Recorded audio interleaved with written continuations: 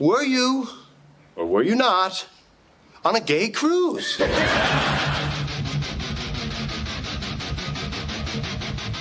Now, you're 120% dick fit. Everybody that age, they're sperminator. Yeah. We don't care about anything else. We're walking hard on looking for a hole. That's. I have to say you're right on that one. Oh, my God. A stiff breeze comes through the room, and you return the favor.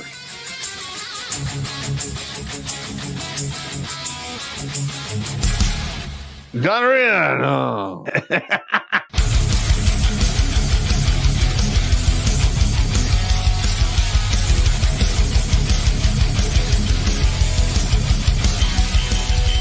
Somewhere on the outside of this building, there is a hole where squirrels come in.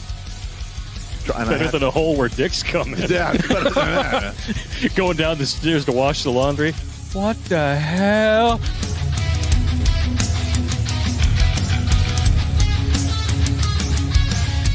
Shh. Pizza. Stop! Stop it now! I order you to stop! I'm still touching myself.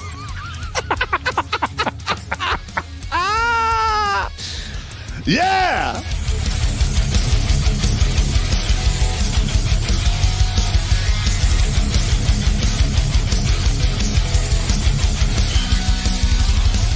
All young bitches want to do is pop pills, smoke weed, get drunk, lay around, suck dick, eat hot Cheetos, charge they phone, get a sew and weave, twerk, be bisexual, eat McDonald's, wash they pussy in the sink, lie, take selfies, and talk shit through Wi-Fi because they phone never on. I think washing they pussy in the sink is my favorite part.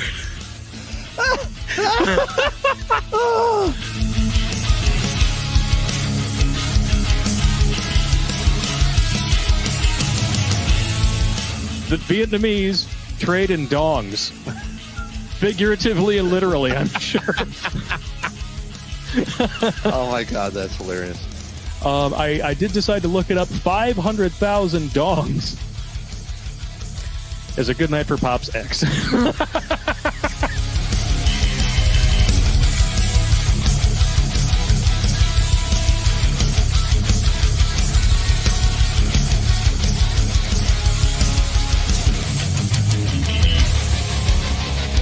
Like most women, he's an emotional thinker. Good God. I mean, that's part of the problem we're having now in our society is we have a bunch of emotional thinkers that want the world to, to fall in line with their emotions. That's not... look, reality doesn't give a shit about emotions. It's my lived truth. Fuck your lived truth. No, it's not. It's your perspective. Kiss my ass.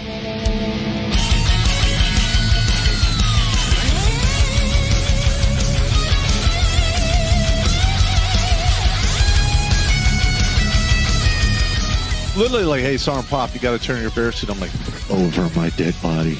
No. Just give me a statement of charges. Yeah. You're never getting this back. Yeah. You can suck it. I'm going to wear this with my Russian coat. you will bury me in this. Hey! Why you gotta fucking be like that, man? Because I'm an asshole, and I learned from the best. I'm sitting across from him, and I'm pointing at you with all four fingers. All right, first of all, the Russian jacket is World War II surplus. I'll send you a picture of it, Sarge. Yeah, okay. I got you standing wearing it with holding two giant buckets like you just collected all the chum from behind the dump dumpster at the bar, and you're going to go home and make ice cream out of it.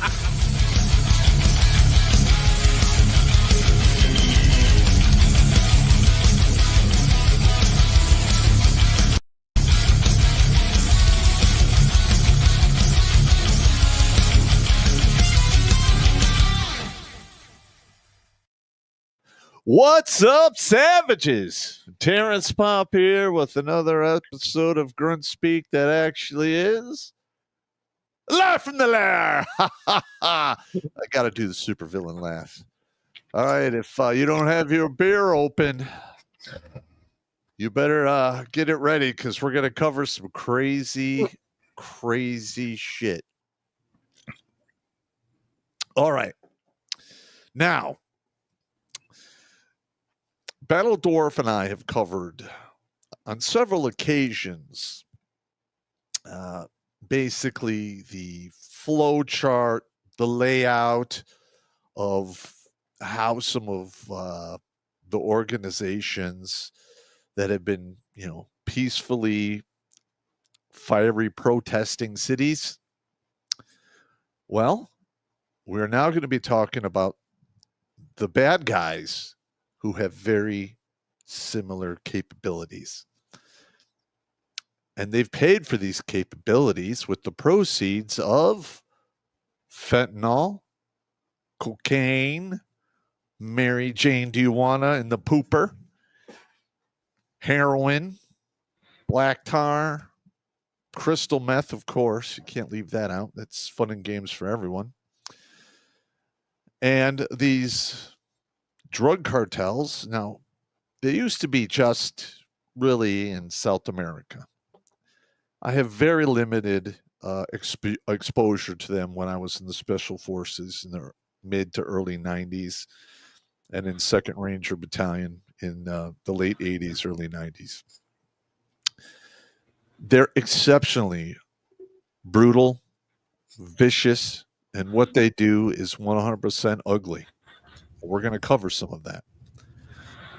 Now, in all fairness, they're going to kick off some shit. And in the beginning, it's going to be really bad for us because there's a learning curve, of course. And a lot of people at the top don't listen to guys like me until people start getting whacked. That's unfortunate, but that is the truth. We're only here to tell you the truth. We're not here to make a lot of friends, unless you're in the regiment, of course, then you're a different animal.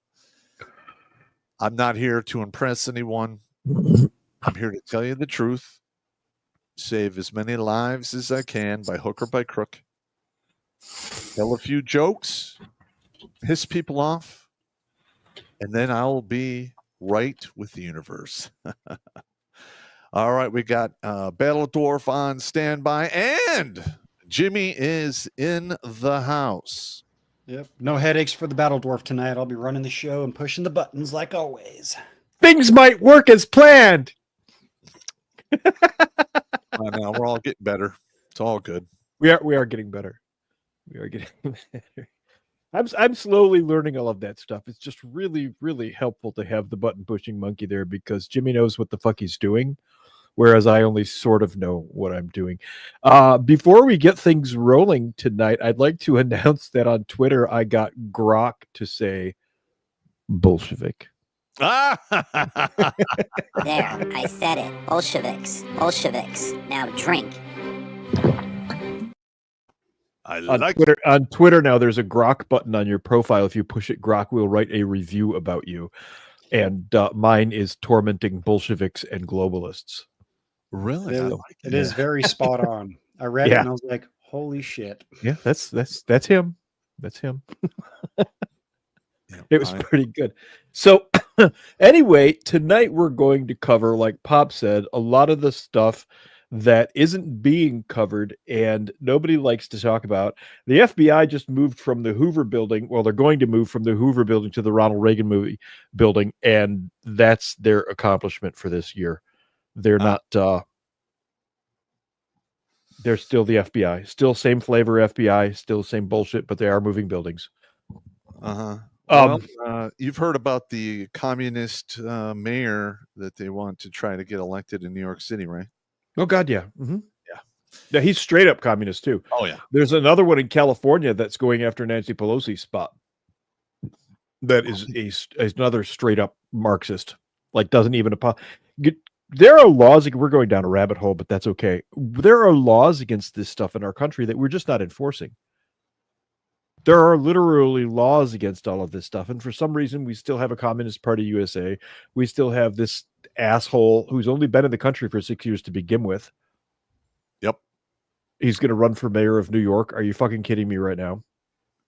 But meanwhile, on the border, and unfortunately for a lot of Americans who live on the border, this is their reality. The cartels are still large and in charge, and they're brutal. Oh yeah, they're horrible organizations. This is from yesterday. Here's a sampler of what we're fucking up against. 20 bodies just found on a highway bridge in Sinaloa, Mexico. Pay attention. 4 were headless. 5 heads were found at the scene. Factions of Sinaloa cartel fighting each other. More than 1,200 dead so far. They like to torture each other, drive a corkscrew into a muscle, pull out a plug of flesh. Holy ass balls.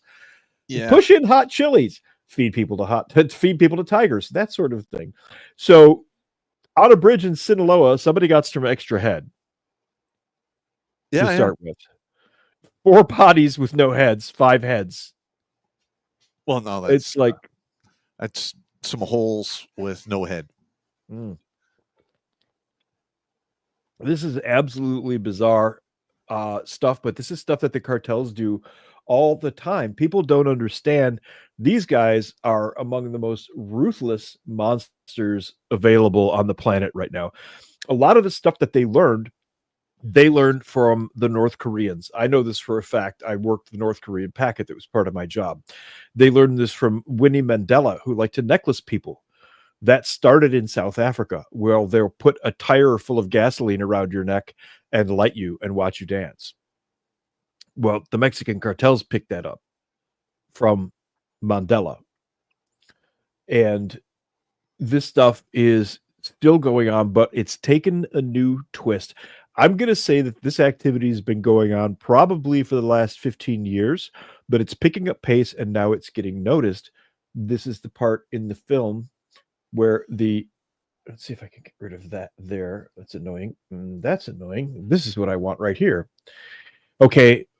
As a former SIGINT guy, this is bad news because if they've learned to DF and run nets, Sinaloa cartel uses phone data and surveillance cameras to find FBI informants. DOJ says. I can almost guarantee you they hired people to do this.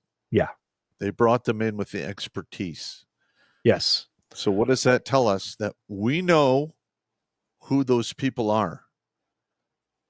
And the way the American military has been for the last 15 years, I wouldn't be surprised if some of these people were Goodfellow trained or Huachuca trained. Yeah. And if they are, those courses are hardcore and they work. And if you broadcast a signal for more than 6 seconds, we will find you. And your cell phone is always on. So a hacker working for the Sinaloa drug cartel was able to obtain an FBI official's phone records and use Mexico City's surveillance cameras to help track and kill the agency's informants in 2018. The U.S. Justice Department, in a report issued on Thursday. The Russians actually did something similar to this in the late 90s. They compromised somebody at an embassy and got into their records, sent somebody back here to the States to get their records, where they found phone numbers and used those phone numbers to monkey branch and then go kill a bunch of our operatives in Russia. So there's precedent for this. Yeah. And Cuba has done similar things as well. DGI, yes. Cuban DGI. They've killed people in Miami and New York. But this is an active program that the cartels are using. And if they amp this up right now, they're going after informants. Okay. And you got to understand, if these cartels are going after informants, they're not just going after the informant themselves. As a matter of fact, they might not go after the informant himself at all. What they'll do is they'll whack your fucking family. Yeah. Now, stand by. All of the briefings that I got, because whenever you go down to South America back in the day, you got your initial threat briefing before you left. Then you get on the ground and they give you another briefing in regards to the threats in the area. Yep. And then they give you a TTP, which is, the training tactics and procedures that the enemy uses in your area. Yep. And it was very common for coca traffickers in some of these countries down there to come and say they would approach the mayor and they wanted a workforce to work for whatever they were doing in the area. And if the mayor said no, they would come in the night and they would kill that dude's entire family. and leave him be. Usually, sometimes they'd kill him too. It was one of their best terror tactics. We saw that too. And that was to set the precedence that you don't say no to us. Yes. And we politely approached you, but it was not optional. Yeah, and the guys who did that went to the top of the list for a 500-pound knock on their door. Mm-hmm.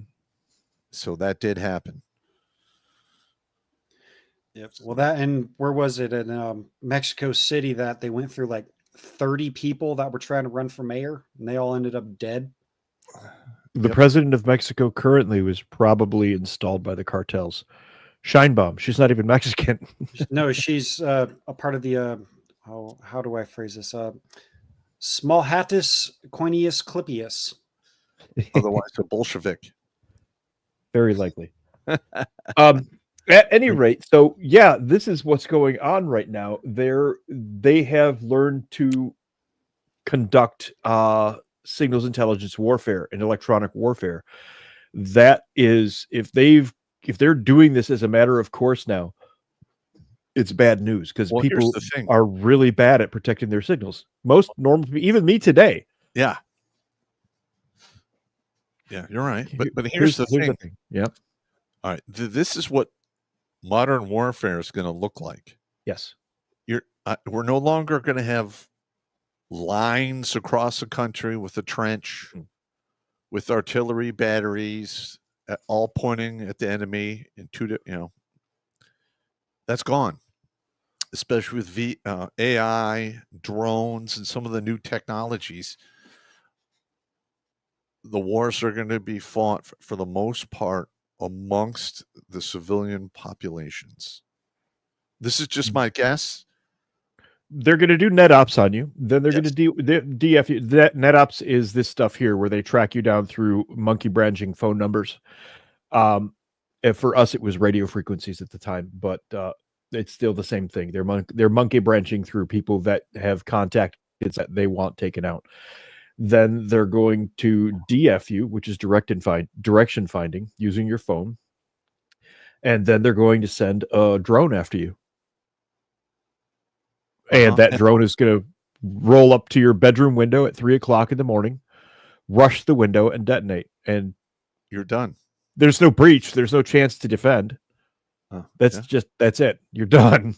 Well, here's another thing though, is every corporation that runs the cell phones, internet in the country, they make you check boxes, you agree to this, you agree to that. And a lot of those agreements are they can gather info on you and sell it. And it doesn't say who they can sell it to. Yeah. Right now, the federal government purchases this information en masse because then they don't need a warrant. They just pay for it.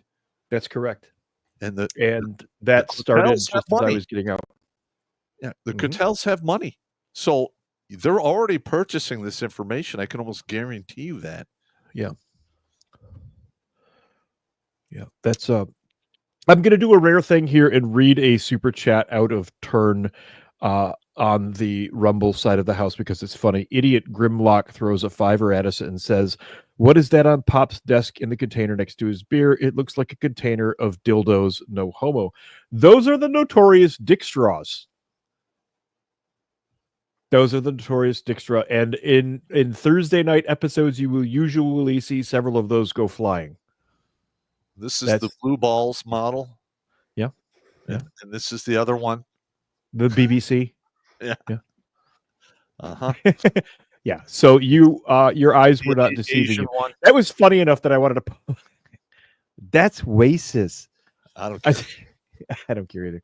I just wanted that was funny enough that I wanted to read that one out of turn. That's fine. Welcome to the regiment. We have dick straws.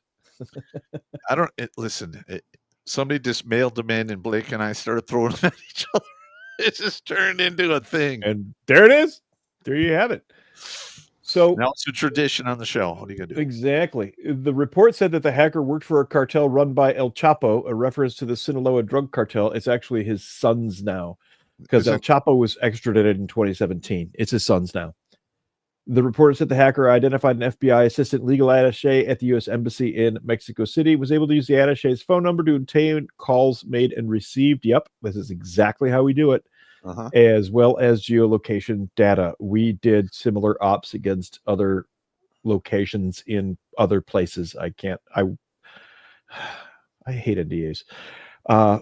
The reporter said the hacker also used Mexico City's camera system to follow the FBI official through the city and identify people that the official met with. Wow, that's fucked. We used to have to use people to do that. The humanters. And in order to do follow-ups like that without cameras, if you're doing those with people, you need a minimum of 5 people to do it correctly. I can almost guarantee you that in Mexico, whoever is in charge of those cameras has been paid off. Or is outright one of them. Yes. And if you think that can't happen here in the United States, marijuana is now legal, so you could smoke one. Yeah. You're high if you think it can't happen here, because I say this all the time on the show. We are nothing but evil, hairless monkeys, and some of us are just more melanin challenged than others. That is it. There are people who will say that's racist for this, but the fact of the matter is, in positions like that, it's usually DEI hires. Yes, it is usually. I have been into the federal building in Detroit many times, and the employees there have a collective IQ of around 90. That's for all 400 employees in the building. Yeah, listen, that's a whole other show to talk about IQ. It is. And how it is a whole other show. What I'm getting at is that the cameras would be compromised makes perfect sense. It's a not only likely but extremely probable. Yeah. The U.S. Embassy in Mexico referred questions to the State and Justice Departments who did not immediately return messages seeking comment. There's a surprise. The FBI and a lawyer for El Chapo did not immediately return messages seeking comment. That's also very a surprise. I am very surprised. I am shocked, I tell you. Shocked. Shocked. The collection of granular location data from people's phones by a wide variety of commercial and official actors, combined with the ever-growing coverage of surveillance cameras, has posed a thorny problem for intelligence and law enforcement officials, many of whom rely on confidential informants. And here's another point as well. In the case of cameras being put up around the city, the guys who do that contract work are just grunts. Yeah. It would be extremely easy for a cartel to get into literally any city in the Americas at all, get on one of those crews, be part of the camera installation, and as they're installing the camera, put their wire in there too. Yeah, you double wire, parallel wire. Mm-hmm. Yep. Yeah, exactly. Yeah. And then they've got their own surveillance system paid for by the city. So which that's directly is paid for by you. Yes. It is extremely likely that is being done. That is exactly what I would do, is put people on those crews to install those cameras. It's probably already been done. Oh, I'm sure. The report said that trillions of dollars that are missing from USAID over the past oh my gosh, yes, 15 years. Oh yeah. What do you think that they've been doing with that money? Do you think everyone's just stealing it and squirreling it away? Yeah. No. They've been using that money for what we call in the military contingency operations. Oh yes, contingency operations. Yes.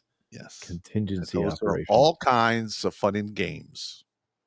So the report said that recent technological advances have made it easier than ever for less sophisticated nations and criminal enterprises to identify and exploit vulnerabilities. Thank you, Elon Musk, and your fucking Starlink, which has provided internet to every motherfucker on the planet. You didn't really think that through. It said the FBI has a strategic plan and works for mitigating those vulnerabilities and made several recommendations, including more training for bureau personnel. We're going to go full Luddite at some point. A lot of people are just going to unplug their shit.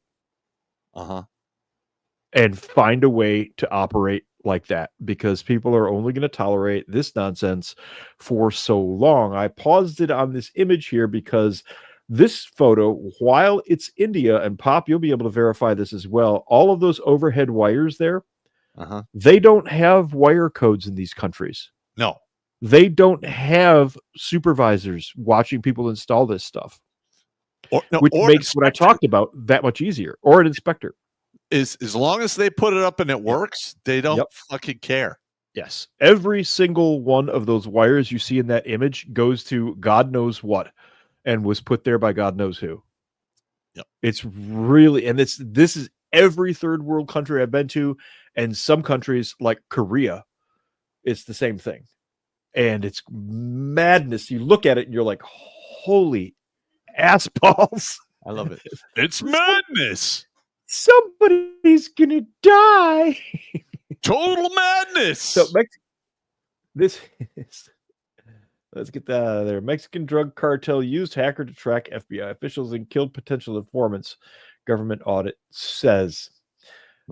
Cartel used a hacker. This is the same story we went through. There was a reason that I put this here, though. Okay, according to the case agent, the cartel used information provided by the hacker to intimidate and in some instances kill potential sources or cooperating witnesses. Now, if they're going to intimidate them, what they'll do is they'll threaten their families. They'll just straight up threaten your family if they don't actually kill one or two of them to make the point. Stunning new details offer a rare look at how technology can be exploited in the high-stakes battle between law enforcement and the cartels that control the illicit drug trade. The administration made cracking down on cartels a national security priority, in part declaring them as foreign terrorist groups. Now, by declaring them foreign terrorist groups, what you're going to do is embolden these fuckers, because nobody has really successfully taken on the cartels. Pop, you did some drug interdiction shit. You can talk about it at a general level, and I was near some of that. Now, here's the thing. If they really wanted to get rid of the narco kings, we literally could ping their phones, find out where they're at, drop bombs on them. Painting the target. That's exactly what they could do. Yeah. Point blank. They'll be on their compound thinking they're all fat and happy and safe, and it just shit starts blowing up. If you've seen the movie Clear and Present Danger, a bunch of guys up against the cartels, and they laze the drug lord's house and then drop bombs on it. That's just extremely real. Yeah. That's very real. We talked about that with the whole Iran fiasco and the Gulf of Hormuz stuff last week with the bombs that were dropped in Iran. I will bet you at least one of those locations, somebody was in there painting the target. Yeah, it was Mossad. Yeah. Yep. Or our guys working alongside of them. I myself, we're extra stupid like that. Yeah. No. If you're caught in there, you're donezo. Yeah. I mean, it's one thing if there's a formal conflict and everyone knows America is in the area.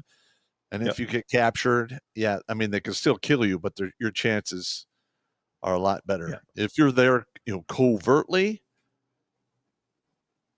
they'll just disavow you and you're done. Yeah, that's correct. Yeah. That's one of the reasons I have 0 tattoos on my body, because I was told by my chain of command that I could not have identifying marks. So I was like, okay. I didn't want any tattoos anyway, so. Well, there you go. We used to sterilize before some missions where you would go over your whole everything and no identifying stuff, dog tags, all of that. I've never ever gone on anything where I didn't have dog tags. I was told to bring my ID card a few times, but they always kept dog tags on us. Did they? Yeah, they always did. That only happened twice. The rest of the time we kept dog tags, but other than that, you take all that shit off. When they tell you, when your chain of command tells you some shit like that, that is never a good look. Yeah, it's bad. You're always We're not coming back, are we? What the fuck is going on here? And they're like, you don't need to know. Here's your mission packet. Get with your chain of command, execute, and shut the fuck up. You're like, hey, Chief, are we coming back from this? I listen. I've only been twice, but I used to have a guy in charge of me who had a magic 8 ball, and he'd be like, chances don't look good. Hey, I like that.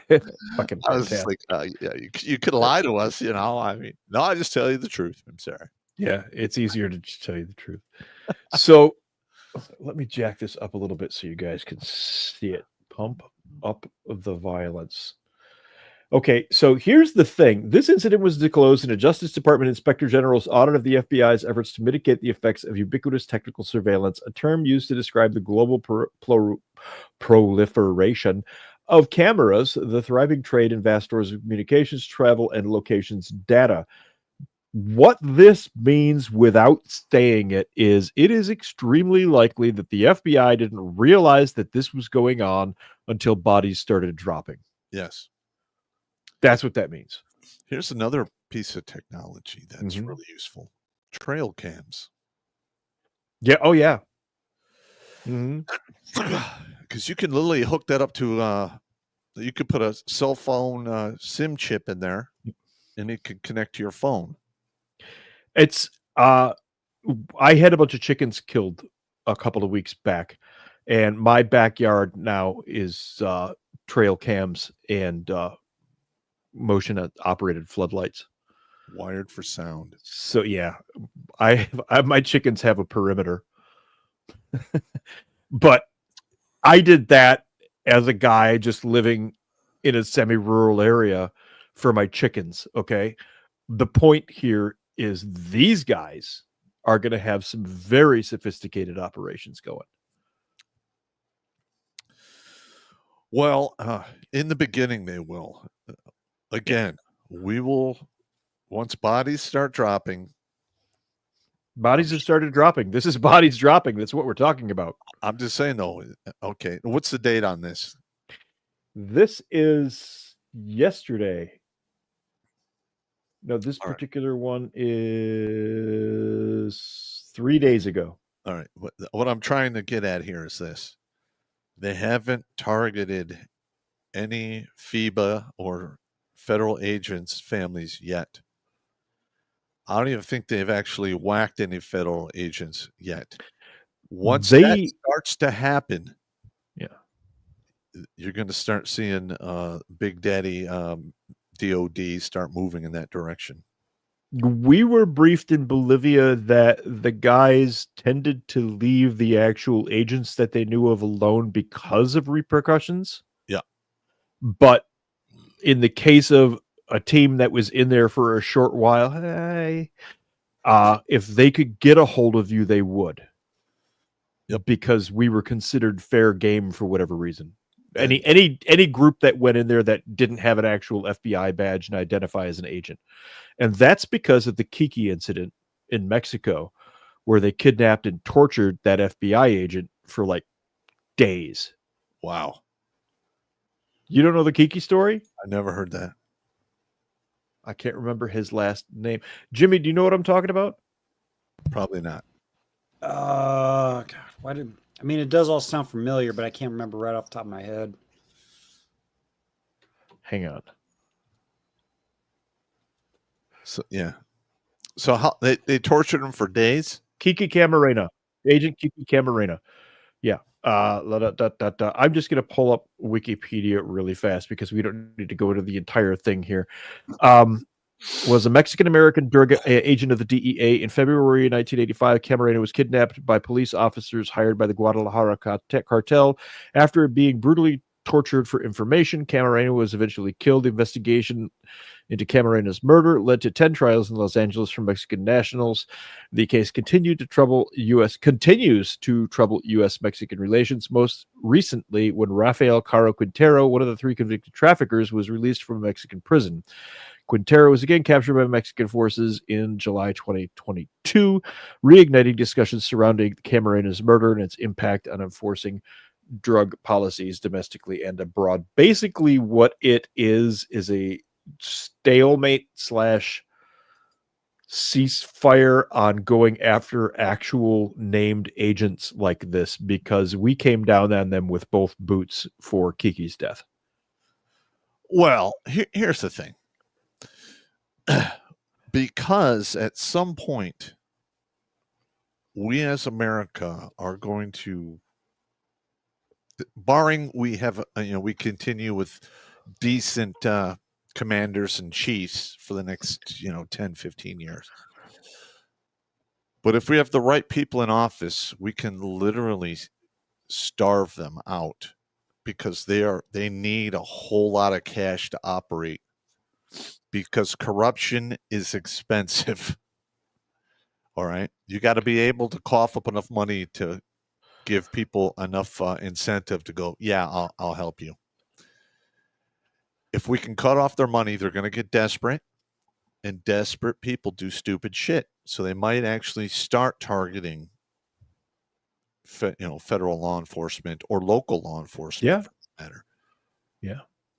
I mean, they already have a small army of mercenaries between all of the different cartel families that are operating in Mexico and in South America. No, we're going to touch on that a little bit later on here. Yeah. The thing is another thing that used to keep them in check is they used to fight with each other all the time. Yep. They're not really doing that much anymore. That started again. That's part of what's going on here. We're going to go into that as well. All right. The internecine rivalries have started again. However, Los Zetas, we covered this before, and it's actually part of I think it's Netflix. The Narcos series was actually, somebody mentioned in the chat, was about the Kiki Morena kidnapping, but there's also they show when Los Zetas is actually 2 battalions of the Mexican Special Forces defected back in, I think, at the early 90s, late 80s, early 90s. So they're like real serious soldiers. Stand by. Yeah. If that happened in the early 90s to mid 90s, those guys are done by now. Unless they train some more people. They did. There are likely videos of them training. Yep. But here's the thing, though, and I've saw these stats from the Schools of America. Mm-hmm. When they come to the Schools of America, which I don't even know if it's still open or not. That was at Bragg. Yeah, those guys used to be at Benning. Those guys would get trained up to the U.S. standard, which is the leading standard in the world for soldiers and special operations. And then they would go back to their own country, but each class that they trained, they became more and more ineffective. For whatever reason, it was only duplicatable for just a finite amount of time before it went. Here is why. I know why. Because our concept of standards is an ingrained feature of our culture, which is actually rapidly fading. Our generation, you and me, Pop, and then the one that followed, Gen Z, I think it is. I don't know, whatever. The one that followed. We were the last ones raised with standards of behavior, standards of society, standards of performance. When we went to work at 13 years old as a barback, I'm ice one way, empty bottles the other way. On the weekends, I had a job at the Hayloft in Shelby Township for like $2.25 an hour. What? It's not exist. I know that place where that place was. It doesn't exist anymore. No, it doesn't. It's called Coyote, Yeah. and it was up the road from the Horsey Gal. Yes. That's why you know what it is. At any rate, my point being, standards is a feature of our culture. It is not something that can be taught to somebody who has no concept of it. So they would go back and attempt to teach standards and have some success. But then that generation would try to teach and have less success, and so on and so forth. They don't have a concept of standards. It doesn't exist for them. Yeah, you're right. And that could wind up being their Achilles heel down the road as well. But all those guys from the Mexican battalions, the special forces, who defected in the early 90s. They're our age now. Yeah, which means they're bosses or dead. Yeah, they're either bosses or they're dead or they're out of the game. Because your body can only do that for so long. Yep. Like there's no way on this planet I would ever be able to get my body back into airborne ranger shape. No. Not at this worn out meat suit I have now. It's not going to happen. Yep. I could get myself down to a size where I could walk out the door of a C-130, but I would be a lot less effective. Yes. Yeah. Just not going to happen. No. Yeah, our days of effectiveness in that arena are long over. Now I fight up here with this. Yeah.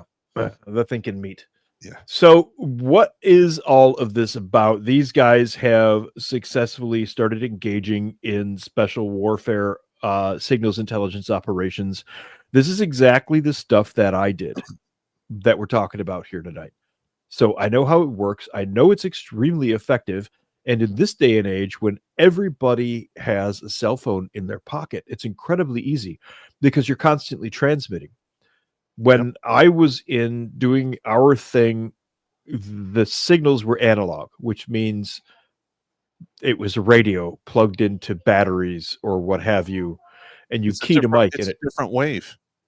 Yes, it's a completely different wave. And you keyed a mic. If you keyed that mic for more than 6 seconds, we could get you. That's all you used to do, dumb dogs. This is always on. Yeah. It's always on. You know, here's the funny always on. Is I have some of those Faraday bags, right? Yeah, me too. And just for shits and giggles, it was like 4 years back, I threw my phone into a Faraday bag. Then I put that in a Faraday bag. Yeah. And I didn't take it out for like a day and a half. When I finally took it out, I was just an avalanche of messages and missed calls. And then I got some, nasty grams from I think I had Verizon back then. I got a couple nasty grams for Verizon. Like, is your phone malfunctioning? Because it dropped off the grid. And like, how do you say we're not tracking you without saying we're tracking you? Oh, really? By sending you a message to your phone is like, your phone must be defective because it was not on the network. Hey, like, Pop. I'm like, fuck. You want to do an episode where we live test this? Well, we could give it a go. Let us set something up where we could do a live episode. What we can do is Faraday bag our phones. We'll do like 1 Faraday bag, 2 Faraday bag, 3 Faraday bag, and start at a single point like the layer, and then deliberately find one of the cell towers, get close to it, and see just how well the Faraday bags work there. All right. We'll come up with something here and test this. The thing they have now that I didn't have back then is 5G. Yeah. So I don't know if 5G works in the Faraday bags or not. It should. It's a signal. It's so. Tempest is out of the bag. Everybody knows Tempest exists. Our skiffs were tempested. What? You mean Pegasus? I don't mean Pegasus. All right. I mean Tempest. All right. Tempest was basically a Faraday bag for a whole fucking building. Or a bunker. Oh, a scrambler. I can't go into all of the details of what it was, but it involved several elements, one of which was scramblers, yes. Yeah. Anyway, signals could not get out of or into a Tempest. Could not. We tried. We tested it repeatedly. If that sort of tech is out there, then I'll bet you the drug lords are using it, and I'm sure it is. It's really not that difficult to figure out if you understand signals at all. Yep. But this new thing that's going on with these guys, like I said, your phone is always on. There's no way they can't track you. Now, here's the problem. When they get a hold of you, this is the kind of stuff that goes on, and I want you to know that this is about to get grim. If you're squeamish in any way, shape, or form. Let's give them the briefing. All right. If you're an individual who dropped out of a vagina with no testicles, or at least imaginary testicles, this next portion of the show is going to be very disturbing to your whiny crybaby clusterfuck ass. So please look away or turn the volume down now because it's going to get real. Fuck off. All right. So anyway, now that we have that covered, let me bring this up a little bit for you. The most brutal killing methods by the Mexican cartels, just so you understand, these people revel in this shit. Yes. There are a couple of cultures around the world. The Iraqis will also do stuff like this. The Romanians, surprisingly, will absolutely fuck your world up. Turkey they did the Turks are very good at that stuff. When discussing the extreme violence linked to drug trafficking, the topic of Mexican cartel murders methods inevitably arises. These chilling practices have sparked global outrage and horror narratives and a bunch of really good movies. Cartels employ increasingly brutal tactics to instill fear and assert dominance over rivals and communities. The relentless cycle of violence perpetrated by these organizations is fraught with unimaginable terror, painting a gruesome picture of the world in which these tactics unfold. For a closer look at these horrendous acts and the environment that breeds such cruelty, readers can review all the disturbing ways Mexican cartels kill their victims below. These narratives provide an eye-opening perspective on the harsh realities and profound consequences of cartel violence that impact countless lives. Okay, beheading by chainsaw, fairly obvious. The Mexican government extradited Joaquin El Chapo Guzman, a known member of the Sinaloa cartel. Guzman faces charges of murder and laundering funds. In a 2010 video, Guzman used a chainsaw against Hugo Hernandez, reportedly to send a message indicating he would use aggression against anyone who involves law enforcement with the cartel's enterprises. They also beheaded a couple of women on camera, this same organization, with chainsaws. They went on a chainsaw head spree. Stand by. One of those ladies who got diced up. Oh, you know what I'm talking about.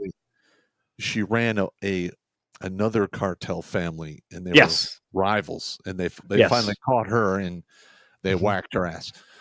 Yeah. I'm not going to shed any tears for that. That's fine. But here's some stuff that has happened in Mexico. And this is about 8 years old now. An entire school bus of college students on some type of break disappeared and have never been found. Yes. They found the bus, but the 36 or 38 college students in said bus never been found.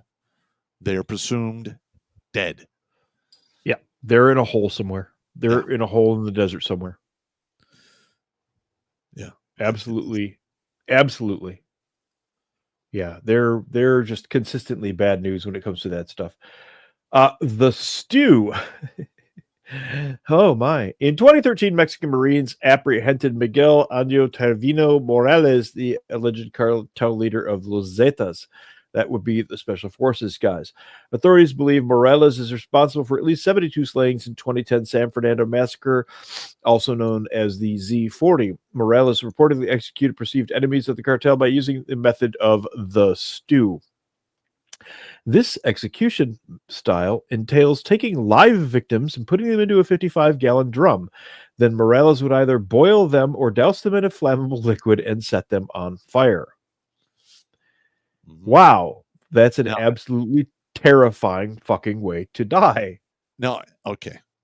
Now I saw this not in person, but in a CD that was brought to the unit when I was in Iraq. Oh yeah, and Saddam Hussein where we were staying in the prison block we were at was for the political prisoners. Yeah, and my bunk was in a old shower. Oh, good. That used to have a tank of acid in it, where people were dipped in there until they fucking died. And I saw that, and I literally am like, my bunk is right where the tank was. Like, what the fuck? I mean, you want to talk about creeped out, man? Yeah, holy shit! I did see Q one night in the building that the Japanese used to torture Korean dissidents in prior to the end of World War II. So, yeah, same level of WTAF OMG. I believe it's called creeptastics. It is creeptastics. Yeah. Creeptastic gymnastics. It was bad. Okay, wait. But if you order now, you also get face peeling. Face peeling has become a common practice in the Mexican drug war as an effective scare tactic to rivals and would-be informants, you think. In 2010, Guzman, El Chapo, recorded a video of him removing Hugo Hernandez's head with a chainsaw. Afterward, the alleged Sinaloa cartel leader removed his face. Reportedly, he then affixed the face to a soccer ball to add to his warning intended for the Juarez cartel. Mexican authorities recovered the soccer ball from the footsteps of City Hall in Ciudad Juarez. The Sinaloa cartel included the note, "Happy New Year, because this will be your last." Dude, if I'm getting soccer balls with faces stapled to them, I'm out. That's it. That's my line in the sand, man. Here's the thing. In Iraq, yep, we watched Al Jazeera when they televised. We had an American had his head sawed off with a knife. Yes. Yep. Everyone in the unit was freaking the fuck out. That was the intention of the act. Well, this is how I quelled that. Is I pulled everyone into one room and I sat them all down and I said, "They have done us a favor." And all my guys are like, "What the fuck are you talking about, First Heart?" Pop's lost his shit. And I'm like, now we know the rules. You can never be taken alive. Everywhere you go from now on, you're going to have your main weapon, 13 mags, 2 frag hand grenades, a knife, a tomahawk, and if you rated it, you will carry your 9mm with 3 magazines. So I never have to watch anybody on Al Jazeera that I personally know have that happen to them on TV. Yeah. Mm-hmm. And as soon as I told them that, they're like, yeah, fuck those guys. That's fantastic. Didn't the tomahawk scare the shit out of the locals? Oh, fuck yeah. I remember that. I remember you guys carried tomahawks. I was like, that's fucking crazy. Well, that's first sweet. of all, it saves so many lives. Yeah. You have to shoot people, needlessly. Like people were doing stupid shit. You just kind of reach back and you pull out the tomahawk and they're like, ah! Like you might as well have been wearing a hockey mask with a machete. It's fantastic. Because they would just run away. And I'm like, okay, they're gone. Fuck them. It's Americans with axes. That had to be terrifying for them. Well, there's American soldiers with axes. Well, that's one of the reasons I insisted on it, because there's very few things that are more scarier than a man with an axe. And that's a man with a chainsaw, and logistically, I couldn't swing it. We had a warrant officer who was in Iraq 1, in Desert Storm. And he was one of the interrogators there. And he told us a story that the Iraqis had been told that our airborne forces, in order to finish airborne school, had to kill a family member, and the officers had to kill their whole family. So they were terrified. This is 91. That's what the Iraqi soldiers were told. Now, this warrant was on one of the interrogation teams, and they had a whole tent. Remember the Iraqis surrendering en masse? Yes. He got one of those groups, and they had him in like a GP Large or something. And they were all huddled in there, and the MPs had him cordoned off and razor wire, blah, blah, blah. And he went and borrowed some colonel's rank and walked into the tent in like doing the whole...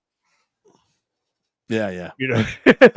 Looking huge with the colonel's eagles on his collar, and the Iraqis were pissing themselves because they thought they were done. Because here's this airborne American colonel, and he's going to kill them all. And he walked around, and he says, I just looked at him and made eye contact with a bunch of them. They would curl up in terror. And then, because he's an interrogator, he's been to the language school like I was, and he spoke their language. He says, give every man in this room soup and a loaf of bread and a blanket, and just walked out. Every motherfucker in that tent talked. Oh, yeah. I like it. Every one of them talked. So, yeah. But that was one of our warrants. Is at some point, they're going to do some of that medieval shit to either some U.S. servicemen or U.S. federal agents, and that it's going to kick off. Yeah, it is. Let's continue our little parade of terror here. Yes, the Shall parade of Feeding- terror. Feeding to lions and tigers. Just as the infamous Pablo Escobar kept hippopotami and other exotic creatures for his private compound, rare and dangerous pets are still a status symbol for high-ranking members of the cartels. Escobar's zoo was a fucking sight to behold. There's footage from that. That dude was wild. I would have loved to hang out with that guy. Well, Except actually, for the killing part. the zoo is actually pretty well kept, from what I've heard. No, yeah, he was something else, man. Other than the killing part, I think it would have been really interesting to hang out with him. Yeah, if he had not, he could have went in a whole different direction if he just Right. didn't get all killy. Yeah, I know exactly. The whole killing thing was bad. Yeah, if you guys are bored for a bored one night and want to go down a rabbit hole, look up the Pablo Escobar hippos. I know. That's what we're talking about. Hippos. That's what we're talking about. Yeah, the Amazon rainforest is in danger, and it's not because humans are cutting it down. It's because you have coked out hippos that are breeding like crazy. Dude, we talked to guys coming back from Africa, probably the same missions that you were sending your CA guys down for. They said the most dangerous thing on the ground there is the hippos. If you get anywhere near water with hippos in it, they will just absolutely smoke your ass if they get the chance. They will fuck you up. Yeah, they don't play. They're super dangerous. Anyway, Heriberto Lazcano, also known as Z3, El Lazca, allegedly fed his enemies to his exotic pets, lions and tigers. The former leader, the former alleged leader of Los Zetas cartel, forced his victims into cages and allowed an audience to view the proceedings. Lazcano was reportedly felled in a 2012 shootout with the Mexican military officials. We know the Romans did this. Yeah. We know the Romans threw people in with lions and tigers and stuff like that. So, yeah, I mean, it's a bit Roman. It's a bit Caesarian. A little bit of the old Caesar salad there. But it's effective. But it is. It's terrifying. Don't cross him. We throw you in the cage with the tiger. You fuck. It's not good. Let's see. What else have we got? We've got acid baths. Is always fun. You described that in Iraq. Apparently, the cartels like to do this too. In 2009, federal agents apprehended Santiago Meza Lopez, known as the Soup Maker. Oh, what a good name. Now, hang on. No soup for you. No soup, no bread. I don't believe he was an actual hitman. I think he was a disposer. I could be wrong, though. A cleaner? Yeah, cleaner disposer. And then after he got arrested, I believe he disappeared, never to be heard from again. So he might have got acidized. This guy? That's harsh, man. That's harsh. Anyway, he was known as the soup maker, El Polozero. I want to be known as El Polozero. That's fantastic. No I soup made a for really good chili tonight. Yeah, no soup for you, no bread. Lopez confessed to dissolving over 300 bodies in acid baths for the Tijuana cartel. Reportedly, Teodoro Garcia Cimenta, an alleged lieutenant for the Tijuana cartel, paid Lopez to get rid of cartel's victims. Federal agents relayed Lopez's acid bath method.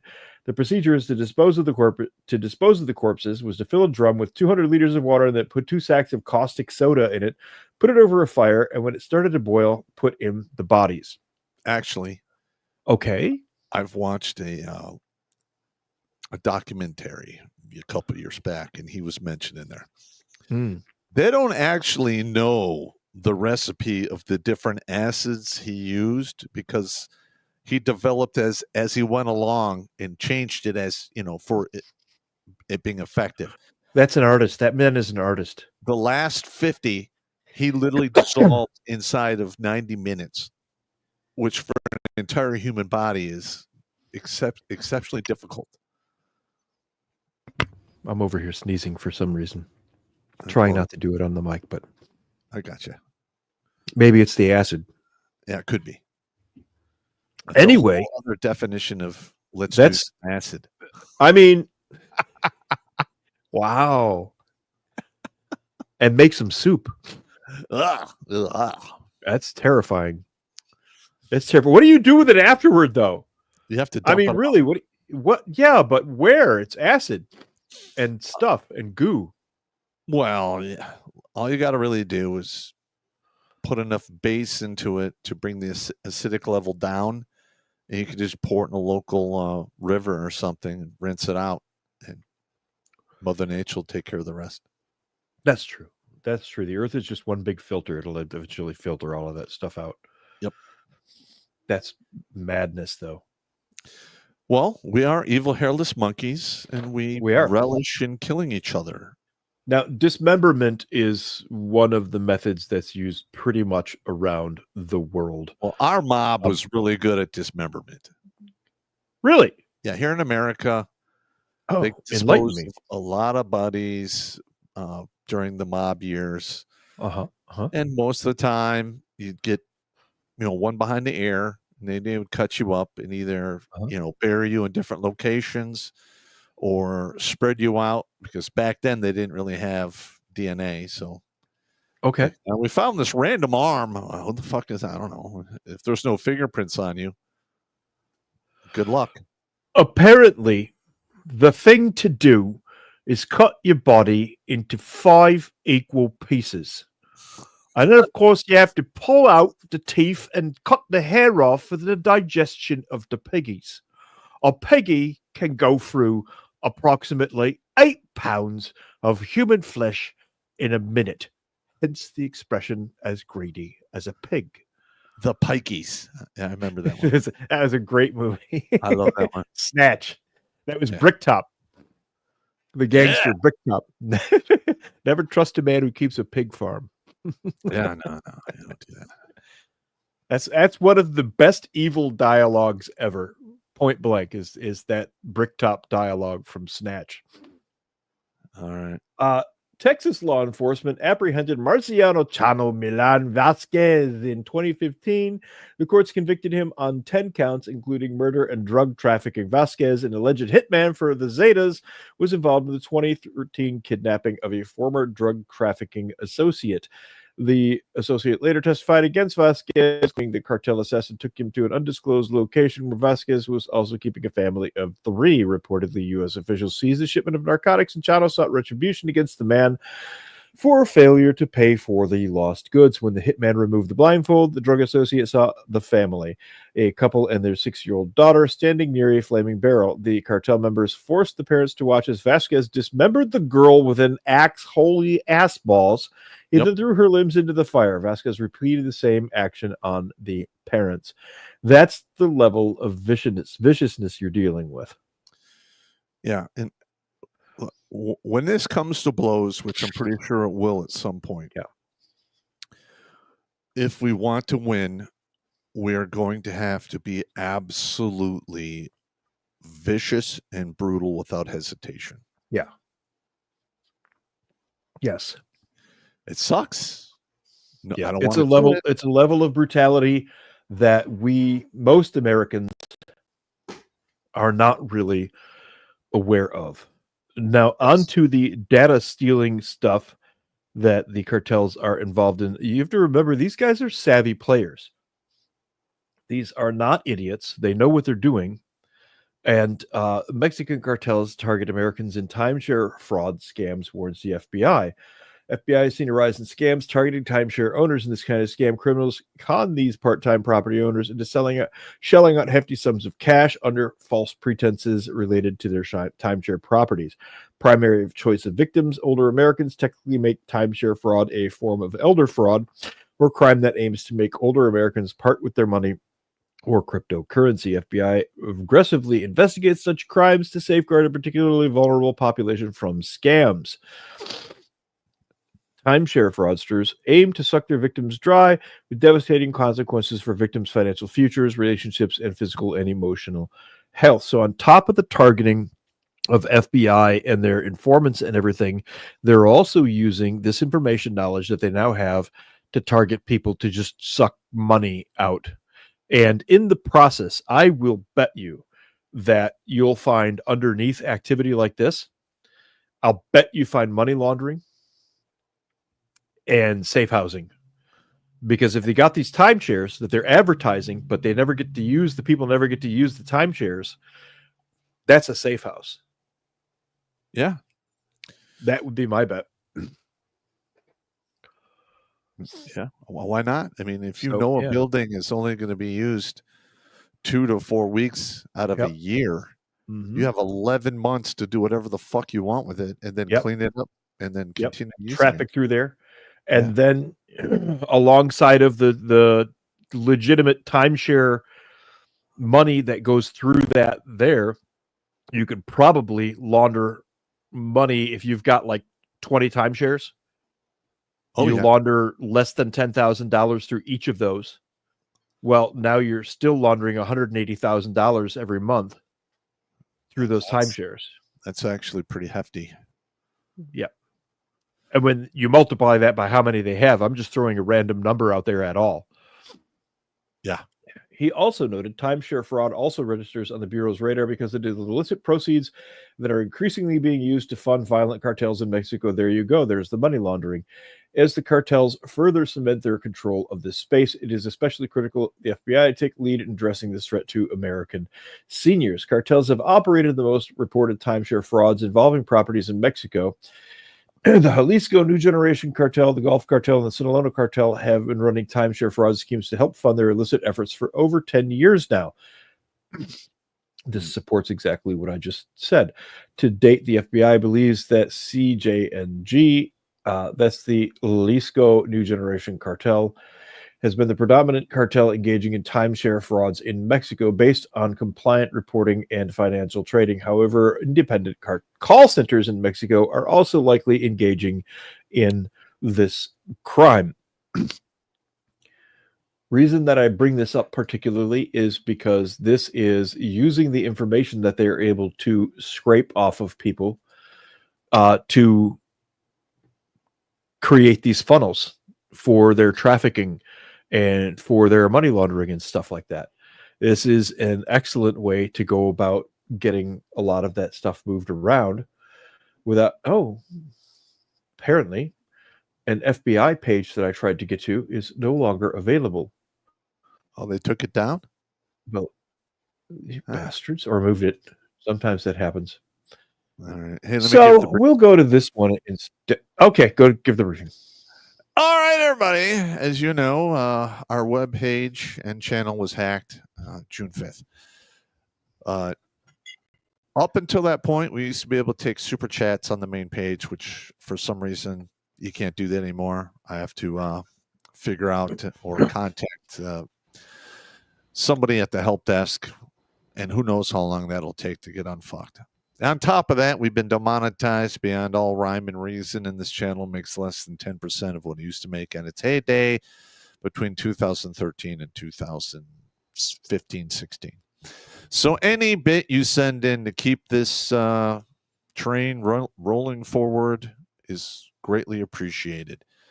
We're up to 562 lives saved thus far since 2009. I want to keep adding numbers to that board.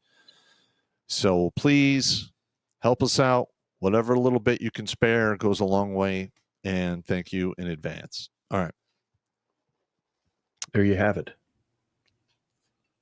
So now we're going to move on to Treasury Department. The Treasury targets major Mexican cartel involved in fentanyl trafficking and fuel theft. Fuel theft is a big thing because of the price of fuel. Obviously, they can steal it and then resell it at their leisure in towns that they control. Yeah.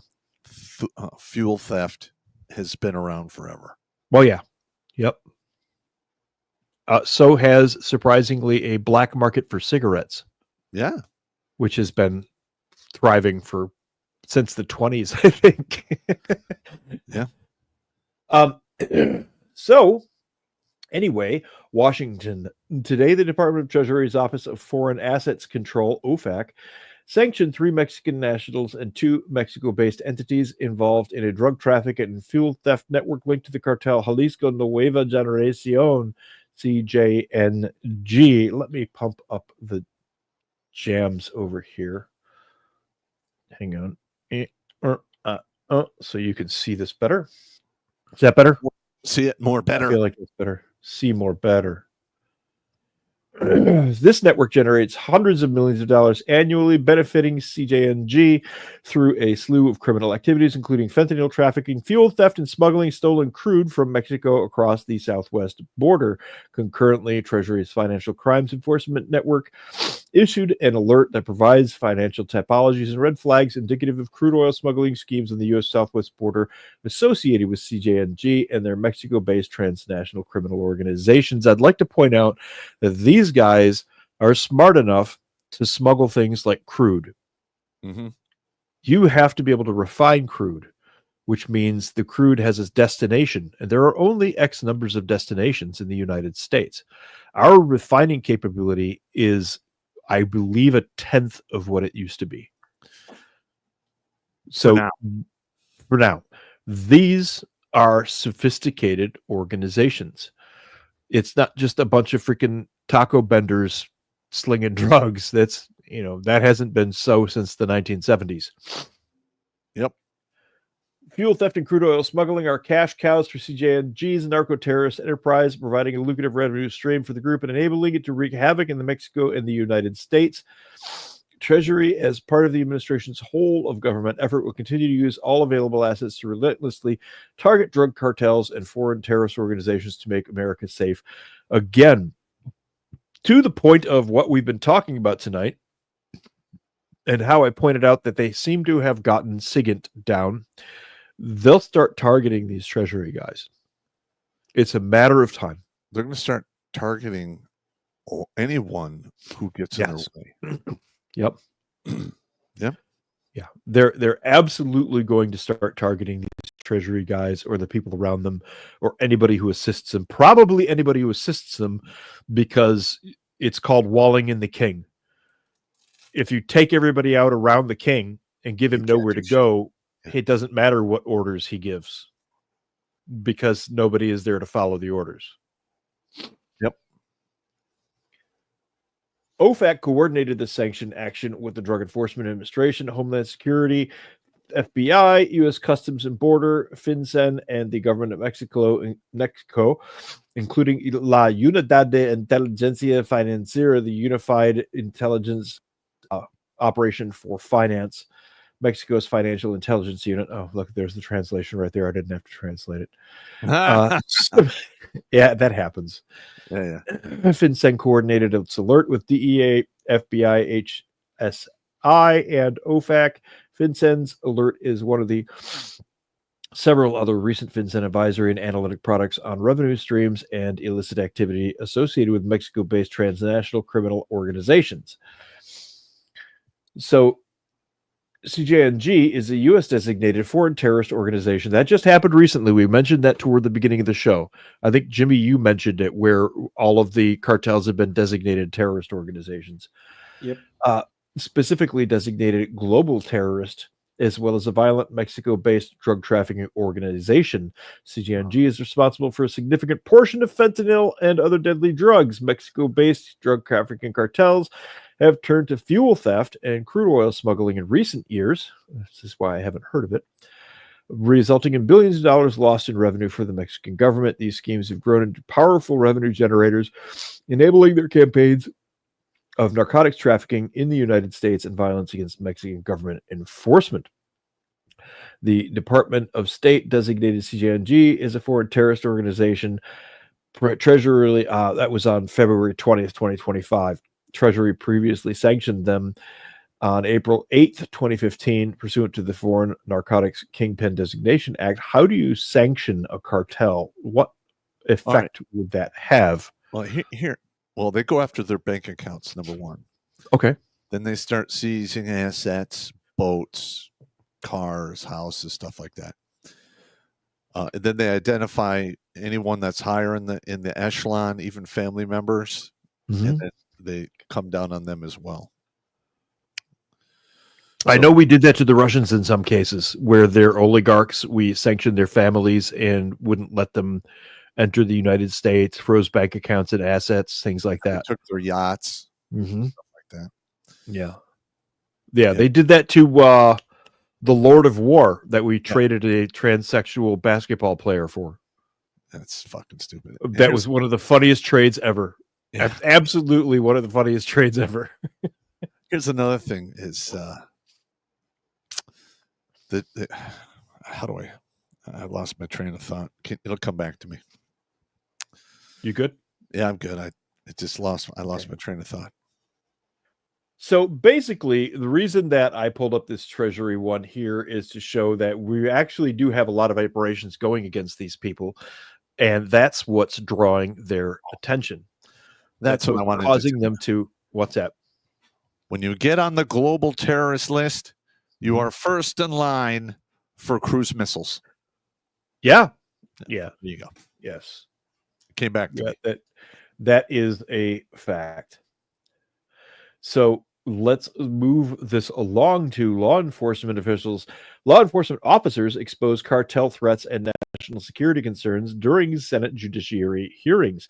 In response to questioning today from Senate Judiciary Committee Chairman Chuck Grassley, special agents highlighted the dangers law enforcement officers face in the fight against cartels, as well as the cartel's presence in the American communities and man-made tunnels between Juarez and El Paso. They're all along the border. One of the reasons that we were looking at the North Koreans moving around in Central and South America is in exchange for laundering money and a couple of other unsavory activities. The North Koreans showed the cartels how to tunnel. And in case you don't know, the North Koreans are basically, we call them the mole people. Yeah. Look into the tunnels under the DMZ. If you want a fun little rabbit hole to go down, look into the tunnels that are under the DMZ in South Korea. And North Korea has those things everywhere. They're incredible underground engineers for no reason at all. And if I recall, every now and again, South Korea will cave those tunnels in with explosives. That's correct. And then the North Koreans will build another one somewhere else. I know. It's a serious game of cat and mole. Yes. Mole cat. Mole cat. That's going to turn up on the Cartoon Network as a show. Additionally, a Federal Bureau of Investigations office official confirmed the Trump's administration readiness to address potential Iranian sleeper cells. The administration released more than 1,000 Iranian nationals into the United States after crossing the border illegally, which should constitute an act of treason. Witnesses included Matthew Allen, special agent in charge, Jose Perez, assistant director of the FBI, Jason Stevens, special agent in charge, El Paso division. Grassley's opening statements are available here. They will be in the links if you want to read them and keep up on this and see what our biggest threat at the southern border really is. Video and excerpts of Grassley's questions follow. We're not going to watch that video right now, but we'll go through one or two of the questions just so you can get a flavor on cartels targeting American law enforcement, which is what this is all about to begin with. There's a long and tragic history of cartel members targeting American law enforcement. Mr. Allen, would you please briefly elaborate on the threats that you and the agents work with have received? Allen says, in my 22 years plus in the DEA in Los Angeles area and other areas of the world, I've experienced several instances of cartels and criminal organizations surveilling our people all the fucking time. Both in Mexico and the United States, I've personally lost several friends on this job, two of them very close friends of mine. It is a dangerous job. On the threat of Iranian sleeper cells, Mr. Perez, Tom Homan disclosed that the Biden administration released 1,272 Iranian nationals into the United States after they crossed the border illegally. That's fucking treason. Yes. According to news reports, Iran has threatened to activate its sleeper cells inside the United States. How is the FBI preparing for a potential sleeper cell activation by Iran? Wake up. There is literally nothing you can fucking do about it until the action has taken place. There's no way they're going to catch all of these. No, they ain't going to catch them. There's no way. I believe I think they made a dent into that. I got like 225, 250 of them have been rounded up. Oh, that's good. That only leaves 1,000. Yeah, it's only 1,000. What could go wrong? We moved around and did surveillance in countries without anybody realizing we were there to any significant degree more often than not. moving around in the United States is simply a matter of looking like you belong in the area that you're in and not doing anything stupid. That's right. Nobody should fuck with you. Nobody will challenge you. Nobody will challenge you at all. All you have to do is look vaguely like you belong in the area and don't do anything stupid. So, no, they're not going to catch those other 1,000 guys in time for anything if they decide to do something. Okay, Perez answered, obviously, terrorism is a top priority for the FBI regarding any potential entries that may have occurred. The benefit is now that the FBI has been working collaboratively for several months on immigration enforcement with our Department of Homeland Security counterparts. The Department of Homeland Security is almost entirely DEI. I feel we're well positioned now more than ever to leverage that tool. We're well positioned to address the threat of Iranian sleeper cells currently. Okay, I'm going to fill you in on bureaucrat speak and bullshit. Okay, I feel that we are well positioned now more than ever to leverage that tool. What does that sentence say? We have no idea, and we are fucked, and we're trying to pull the worm out of the balloon knot. That is exactly what that sentence says. Yeah, and it says not a fucking thing.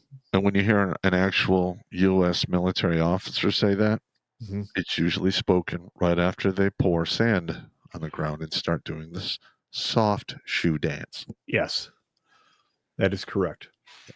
Yeah, we are well positioned now more than ever to leverage that tool. Fuck yourself. Sorry. I can't tell you how many times I'd hear these officers start the back pedal speak. Yeah, and I'd be like, "Okay, sir, are you going to pour the sand on the ground now so you can start soft shoeing, or you're going to tap dance? Because that's where we are." Exactly. Exactly. On the cartel's presence in United States communities, Mr. Grassley. Mr. Allen, in 2024, your agents arrested El Mencho's son-in-law in Riverside, California, where he posed as a nonviolent immigrant running a lawn business. El Mencho, I have seen lawn business crews with freaking MS-13 tattoos. Yes. Here in Oakland County, in Michigan. El Mencho leads the CJNG, a violent cartel that's flooded the United States with fentanyl and murdered hundreds of individuals. El Mencho's son-in-law is part of the cartel leadership. What presence did El Mencho's son-in-law establish in California, and how did he do so? Allen responds, working off information provided through a tip, my agents established surveillance at a residence they believed to be El Mencho's son-in-law, who was living in Riverside, California. It quickly came to our attention that he was living in a gated community just down the street from the chief of police. He was wanted in Mexico for the kidnapping of some Mexican Marines, so he faked his own death, got a new name, and came to America. That's another thing that they could do. Produce fake documents. And to the average person, it's not going to look that big of a deal. Now, there are dozens, if not hundreds, of these guys. Also, if those documents are produced in another country, it's really hard for us to actually check the validity of those documents from the inside the United States. Yes. Another fun thing that the North Koreans would do is, have you ever heard of the super note? You're talking about the $100 counterfeit? That was better than our own. Iran did that too. Yep. The North Koreans perfected it, but yes, Iran also did that. They were distributing those down in Central and South America. And a lot of that probably financed some of this shit here.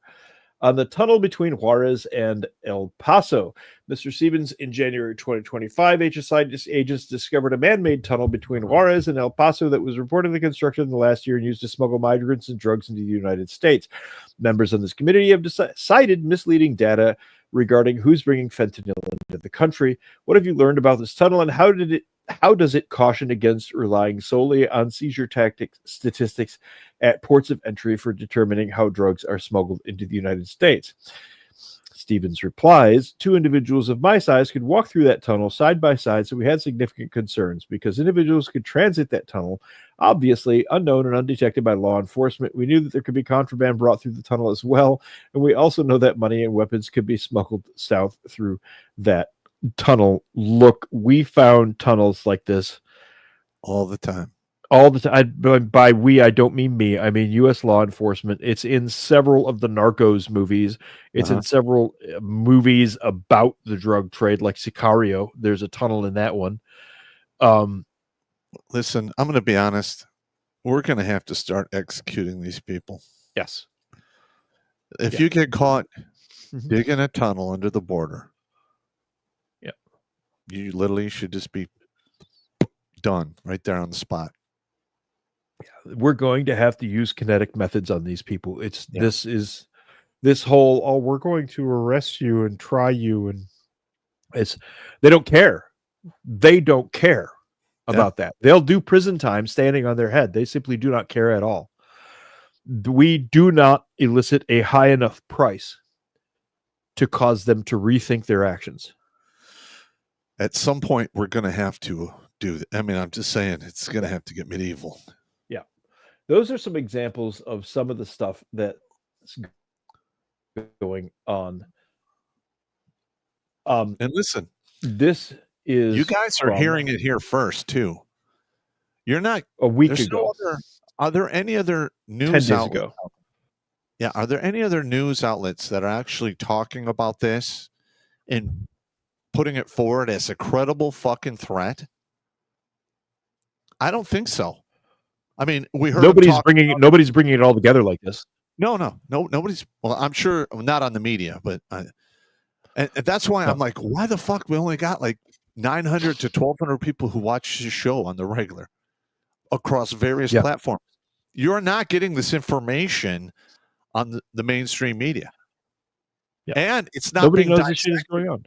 Yeah, it's not being dissected by an old SF grunt and a SIGINT grunt who are like, yeah, because we look at this shit, we're like, oh, we know what this means. Yeah, we know exactly what this shit is. The travel, the activity, and the communications that they're using here. We know what all of this is. We've been through all of this. And the thing is that type of technology used to be only available for tier 1 adversaries or allies who spy on us, like Israel. Yep. But now this capability is at the fucking drug cartel level. And those guys are fucking medieval. And the only way you're going to fight them is you have to get just as fucking nasty as them, and you have to be nastier first. Yeah. That's the only way we're going to be able to deal with this. Yeah. And as far as the tech goes, as I pointed out earlier, although I have a past doing the things that Pop talked about, I am now just a fat old semi-rural chicken farmer. My chickens have better security than a lot of the places in town. And I did that on basically a shoestring budget. These are cartels. The shit that they have is way, way beyond that. I guarantee you they've got better than chicken cam security.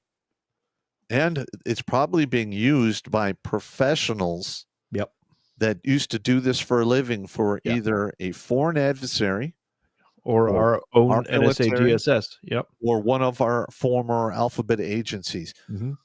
Where do you think, these 51 guys who signed that memo against Trump, where do you think they're going to take their expertise? We literally spent millions of dollars just training one of these guys. And they can literally take these skills, go across the border, probably get paid handsomely. And this is all a credible fucking threat, meaning it could quite possibly happen in real time. And we might see it on the news in the near future, but I guarantee you, after the fact, at some degree, what I'm telling you right now is absolutely true.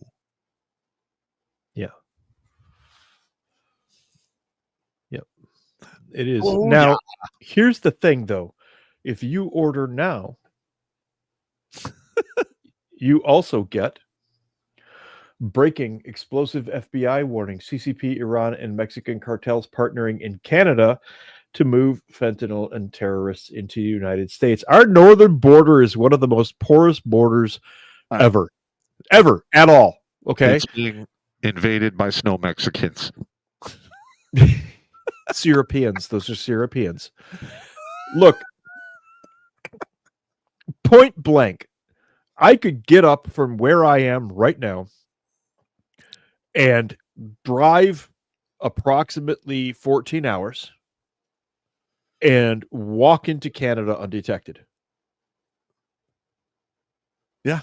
Easily.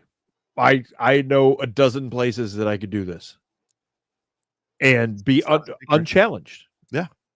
It's not a secret. Nope. You can absolutely just stroll into Canada.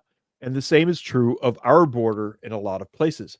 Now, when I lived in Korea, they had a whole thing. This is in the late 90s on anchor babies and how to get into the United States so you could have a baby in the United States and become a United States citizen through your freaking fornication trophies. And this reporter went to Canada and found the U.S. border, and he's like, watch this. I'm in Canada. I'm in America. I'm in Canada. I'm in America. Stepping back and forth over just a piece of land. And this is a reporter with cameras and a microphone and shit. Yeah. I'm in America. I'm in Canada. I'm in America. I'm in Canada. Our border there is really seriously porous. So, Patel's warning echoes the Bureau's exclusive reporting on a criminal convergence linking CCP-backed chemical suppliers, Iranian proxies, and Mexican cartels operating through Vancouver super labs. I know that this activity is going on. We identified it a long fucking time ago. In the first 2 to 3 months, we've been in the seat under Donald Trump's administration. He has sealed the border. Where's the fentanyl still coming from still? It's coming through the northern border. I'm sorry. I just can't trust Kash Patel. He looks like somebody just surprise butt-segsed him. He always looked like somebody just surprise prison butt-segsed him. Yeah. You're In an not wrong.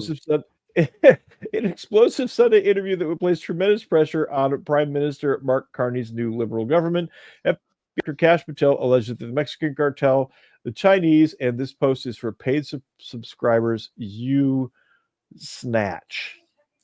I don't worry about it. Just move on to the next for a couple minutes. Out. Anyway, we knew that this was going on, but there it is. Now, here is the other thing that is going on. And this is from 7 May 2025. So this is about a month and a half ago. The Sinaloa cartel rift is redrawing Mexico's criminal map. There's a war going on. The arrest of Ismael Elmeo Zambada in the United States on 25 July 2024 marked a breaking point for the Sinaloa cartel amid simmering tensions as a result of previous disruptions in its top leadership. The arrest of the former top leader led to an all-out war between two of the cartel's factions, Los Chapitos and El Mayo. So the guys who liked El Chapo and the guys who liked mayonnaise. To the extent that many have begun to question the cartel's continued existence. The rift has led to a spike in violence in the group's stronghold in Sinaloa, but it has also started to spread into territories controlled and disputed by the Sinaloa cartel as other criminal groups seek to leverage the fracture for territorial expansion. The outbreak of clashes and attacks in September 2024 following El Mao's arrest contributed to 2024 record to some of the highest levels of violence involving non-state armed groups in Mexico over the last 6 years, and has since contributed to persistently high levels of violence across the country. For those of you who don't know this about the cartels and this war that we're talking about here, these cartels over the years have basically developed armies the same way that we had armies in Europe and regiments in the United States for the Civil War. Lords and guys with money in Europe would have armed companies. They would have their own regiments and battalions and brigades. And the same thing happened here in the United States prior to the Civil War. We didn't have standing armies. We had these guys who would Militias. put together, they were militias, but they were focused, and that's what they did. These cartels do the same thing. These are real, efficient military units, not up to snuff to, say, our own infantry or our Marines or anything like that, but in their context, in their country, they're really good. Yeah. So, let's see here. That being said, let's go to the iArchive. This is so nice. Oh yeah, Pop, what's that? that is an M250 cal machine gun Why does a Colombian have that? because somebody sold it to them, Probably. or And they got it from the CIA. see the weapon on the ground next to him there? If I am not mistaken, that's a Macmillan TAC 50. Look at the muzzle. Yeah, I see it. I think that's a Macmillan TAC 50. That's bad. That's very bad. It's an anti-material sniper rifle. It's Some Colombian veterans were lured to Mexico by the promise of high-end jobs, only to discover their new employer was the cartel. The former head of the Drug Enforcement Agency says the presence of foreign fighters in the cartel wars could justify U.S. actions in Mexico. What were you going to say, Bob? Well, I was going to say that the 50 cal sniper rifle will pretty much decapitate you at 18 to 2,000. 2,400 meters easy. Yeah. Well, there was that Vietnam sniper that got the world's longest kill with the 50 cal. No, that has since That's in been Afghanistan. defeated by a Canadian sniper. Yeah, in Afghanistan. Yes. Well, before that. Yeah. That's correct. Before That's that, you are correct. Yeah, Carl's Halfcock did that. Was that Hathcock? Yeah. Yep. Okay. Yeah, a Canadian recently broke that record. And I think it was like 2,300 meters or something crazy like that. Stupid long distance. So 11 Colombians were arrested in Michoacan state last week in connection to a roadside bomb attack that killed 8 members of Mexico's National Guard. Colombia's foreign ministry said all of the detained men had once been soldiers. Colombian President Gustavo Petro said on X that a cartel known as Los Reyes hired the Colombian mercenaries to confront the Mexican state. This is a whole new can of worms. These cartels have always used foreign assets. Cuban DGI, Cuban intelligence has been there. Spetsnaz has been there, but this is the first presence of a unit that I know of. This is the first presence of a unit that I know of. We have more and more tabs, but I believe that we've made our point tonight. There's a war going on that's about to escalate, and it has gone into the digital realm where these cartels now are using advanced this is special warfare techniques, these SIGINT techniques. We provided the support to guys like Pop doing exactly stuff like this and providing them with the intelligence to put them on the X. The guys that I worked with are the ones that put the guys like Pop on the X to go find the bad guys and invite them in for a cup of tea and some lead. Mostly lead. Not Mostly so much lead. tea. Not so much tea. Maybe some boom putty. Boom putty. Yeah. Boom Little boom putty. party. A little boom putty party. Yeah. So this is coming here. It's here. No, this is here. This is the point. It's here. Yeah. All night we've been saying it's here. And they're coming across both borders. Yeah. You know, this is not a figure of speech. This is not hypothetical. Any of that. It's all here. For those of you who live anywhere near these areas, keep your fucking head on a swivel, because the violence these people are capable of dishing out is extremely real. Yes. Ay. All right, Jimmy. Let's That was get grim, Jimmy. All right, now that the grim is done, let the fun begin. Oh, don't tell what you gotta say. Whatever it is, it's probably lame. If you want some advice and need some help, oh, how about you go F yourself? Go no self, oh, F yourself. Yep.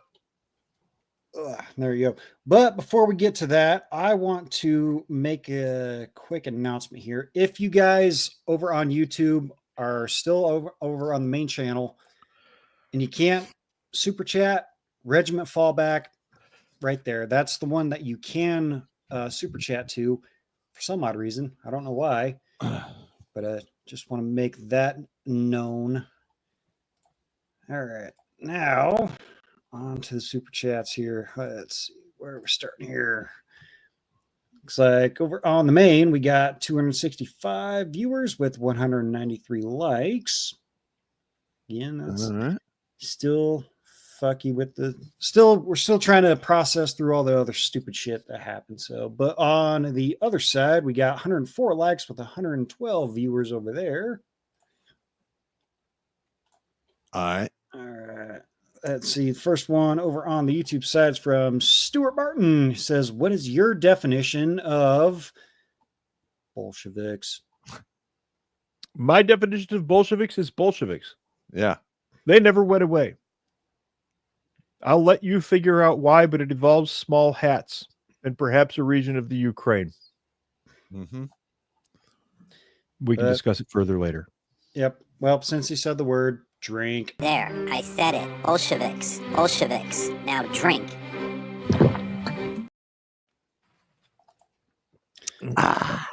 Next one here comes from Alex Patino, $10, says, I saw a few articles on people in Mexico who escaped from the cartels, and the cartels sent false employment recruitment officers. Yeah. And if you have the skills that they need, let's say employment refusal is not an optional. Yeah, here's another thing I don't seem to understand. I mean, if they're doing this amount of shit in the open in their own country, why hasn't anyone ever risen up to just stomp them out of existence? Just various reasons. One, the level of violence that they're willing to commit to. Two, in the case of not El Chapo, but the other guy. What's his name? Why can't I think of his name right now? He had the hippos. Escobar. Yeah. Pablo. Dude was a fucking Robin Hood, man. Hmm. He straight up poured money into the town that he was living in. But they thought he was, All right. With Escobar, though, towards the end, there was an entire militia unit of family members of the people he had killed who were coming after him. Yeah. So he was fucked. I'm wondering why that doesn't happen more often. Because to be honest with you, if there was something running wild like that in the United States, I don't think the U.S. citizen would sit there and go, okay, well, obviously they're not going to do anything about it, so we're going to have to handle it. Well, I can kind of piggyback on that. That incident that happened in Idaho. Mm-hmm. I'm not sure a lot of you guys know about this. Yep, I do. Someone purposely started a fire and then decided to post up and try to do some bad things, which they did. Yeah.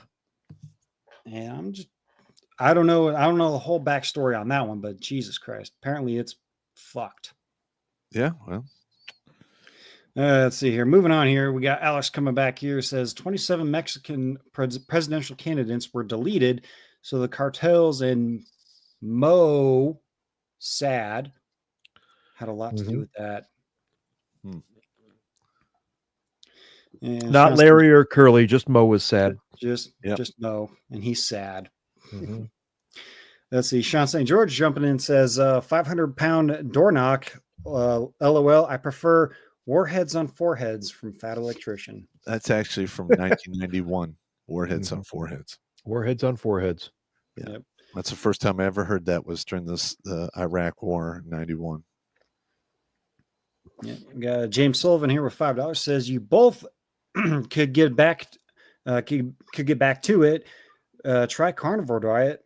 No need for 65 and out. No, you don't understand, dude. We are old and broken.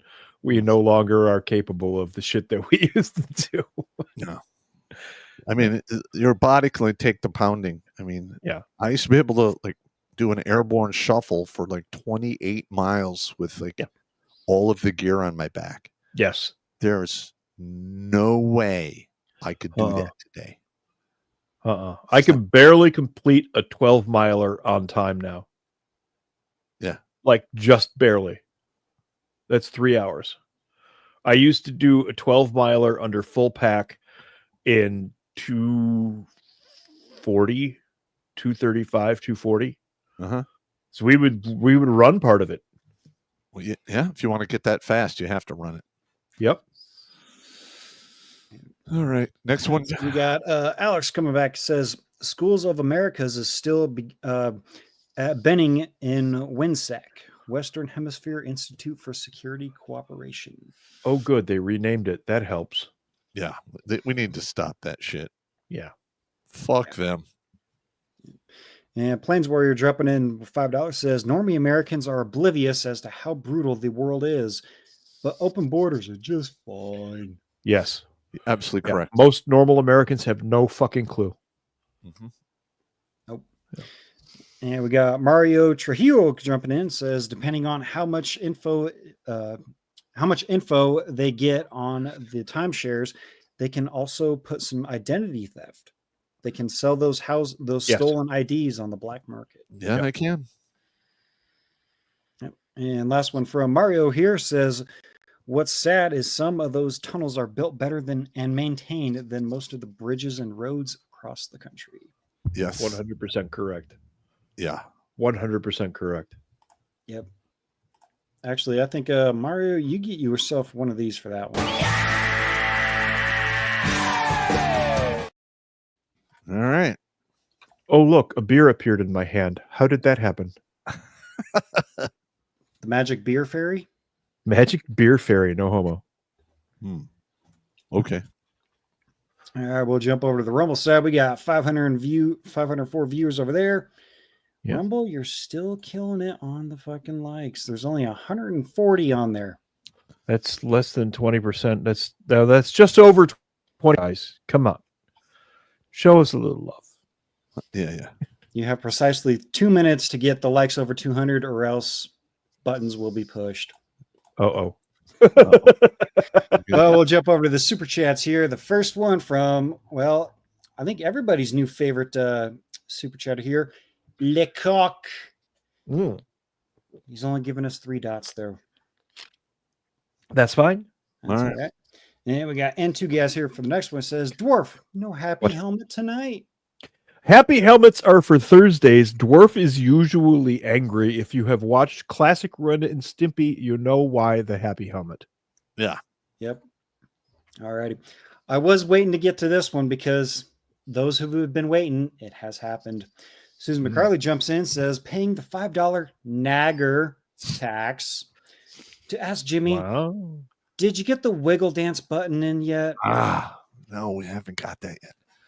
I'll have to send a text to Blake. Hey, Pop. Hey, Pop. Yeah. I do other things while my mic is muted. Oh, okay. Can you wiggle fast? Can you wiggle slow? Can you wiggle high? Can you wiggle low? Now stand up straight and stop. Do the wiggle dance. Wiggle. Yeah. Do the wiggle dance. Wiggle. Do the wiggle dance. I am really disturbed right now. That is hilarious. I'm really disturbed right now. There you go, everybody. There's the surprise for the night. I had to text Blake. I was like, dude, send me the wiggle dance. I saw Susan McCarley's chat. All right. That's funny. All right. Next one is from N2 Gas. Says, hey, Pop, get your new set of beer glasses from the P.O. box. Oh, you got to hit the P.O. box, Pop. Yeah, I will. There you go. Get on that. All right. We got Net Guys 1975 jumping in and says, Jimmy, Let's make everybody happy. Okay. What is that? And well, let me Something that's going to scroll make Pop sad, probably. just a little bit.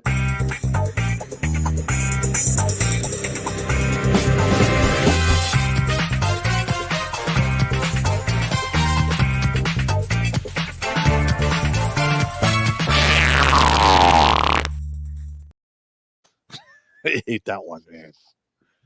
Hillbilly Hillary and her tub of guts. I wonder if there's a way we can get that to her and not be Arkansas-sided. Yeah. Arkansas.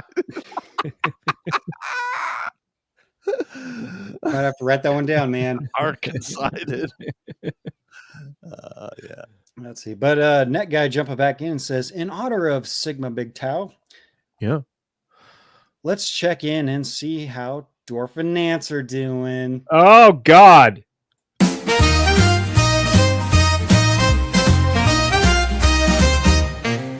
In Bolsheviksville, where the sun shines bright, live Dwarf and Nance, what a charming sight. With Sandy the maid and Pop dropping by, and Hillary's antics that'll make you sigh. Oh, Dwarf and Nance, they've got it made, with laughter, love, and a living made. From morning toast to an evening dance, it's always a hoot with Dwarf and Nance. Everybody gets fucked with here. Everybody gets fucked with. The thing is, the evening dance dwarf looks, even from behind, like a guy I served with that we call Jakey. So I'm going to have to call Jakey and ask him if he's horning in on Pelosi on me. There you go. And in response to that, Sigma Big Tau gives us a laughing face, a thumbs up, and a cheers. Thank you very much. Thank you. Thank you very much. Let's see. And Two Gas jumps in and says, guys, this is live instant crypto at any Clover POS terminal. Drops a link in there. I don't know what any of that means. Read that again, Jimmy. That says this is live instant crypto at any Clover POS terminal. All right.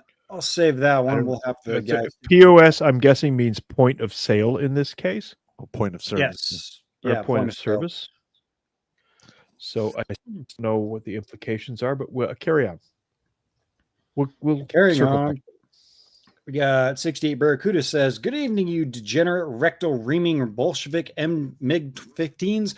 Crayon Farmer Dave. That button I know we got here somewhere. All right. Crayon Farmer. Howdy, y'all. I'm Dave, and I want to talk to you about something real special. My naturally grown crayons. Yep, you heard that right, folks. Crayons grown right here in the good old earth. I know what you're thinking. Dave, how do crayons grow? Well, let me tell you. It's all natural, all organic. No chemicals, no artificial colors, just good old dirt, sunshine, and love. Here's where the magic happens. We harvest them with care, sort them by color. Ain't no rush here, no sir. And then we clean them up, polish them till they shine, ready for you to use them or, eat them. Now that's a crayon. You can feel the earth in every bite. There's just something about a crayon that's grown right, Tastes like childhood. Now, we did try to make a mascot for the crayons, but, well, let's just say old Cranky, the crayon, didn't quite turn out the way we planned. So, whether you're coloring, crafting, or just having a snack, Dave's naturally grown crayons are the real deal. Once you try them, you'll know what I mean. You'll be wondering how you ever lived without them. Try them today and taste the difference.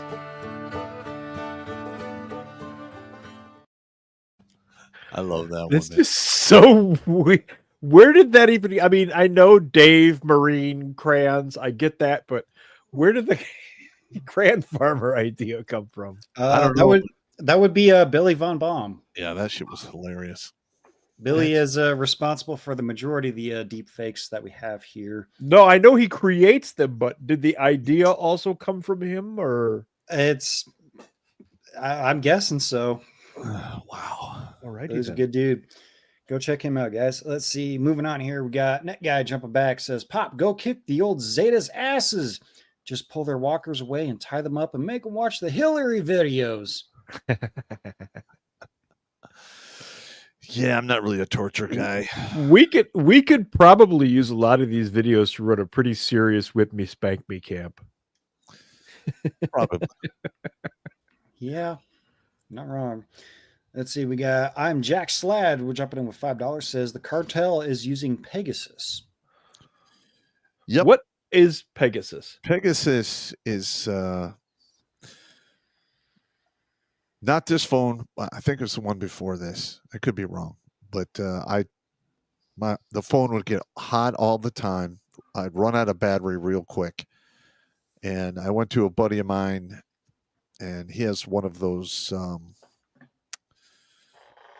frequency detectors where you could find out if your phone is transmitting, and it was transmitting when it shouldn't be transmitting. The data rate was through the roof. And, I basically... I remember that. Yeah. And I got a new phone, and it hasn't happened since. But Pegasus is a software that was developed by Israel to basically infect enemies' phones. And you can literally, in real time, hear what they're saying, see what they're texting, and get what they're looking for on the internet. It's what we called a penetration software. Yeah. General terms. But, as far as I know, it's undetectable still to this day. So it's pretty creepy to be asked. Weird. Weird. Let's see. Next one here is from William Crane, $20. He says, I was in Iraq the same time as the Pops. Those were the dudes hung from the bridge in Fallujah. We teamed up with Marines in November and raised hell for those sand people. I get it. Yep. First ID, those Tuscan Raiders. 05. Big Red One. Go November Big Red was One. the second Fallujah fight, and I believe the first one happened in March. I don't remember the exact, but the first one I actually went there and dropped off water, food, brought back injured, sick people to the combat hospital we had on Abu, and then when I got medevaced, I literally got medevaced with the first wave of individuals who were fucked up from the second Fallujah fight. Yikes. Yep. Let's see. We got N2 Gas here with $5. Says caustic soda is not acid, it's alkaline. This is offered commercially as water cremation. The approved process uses several hundred pounds of a certain object, and then the bones go in the laundry dryer. All right. Guys got to remember we're still on YouTube over here, so I'm trying to dance the line here. Yeah, we got to YouTube it. Yep.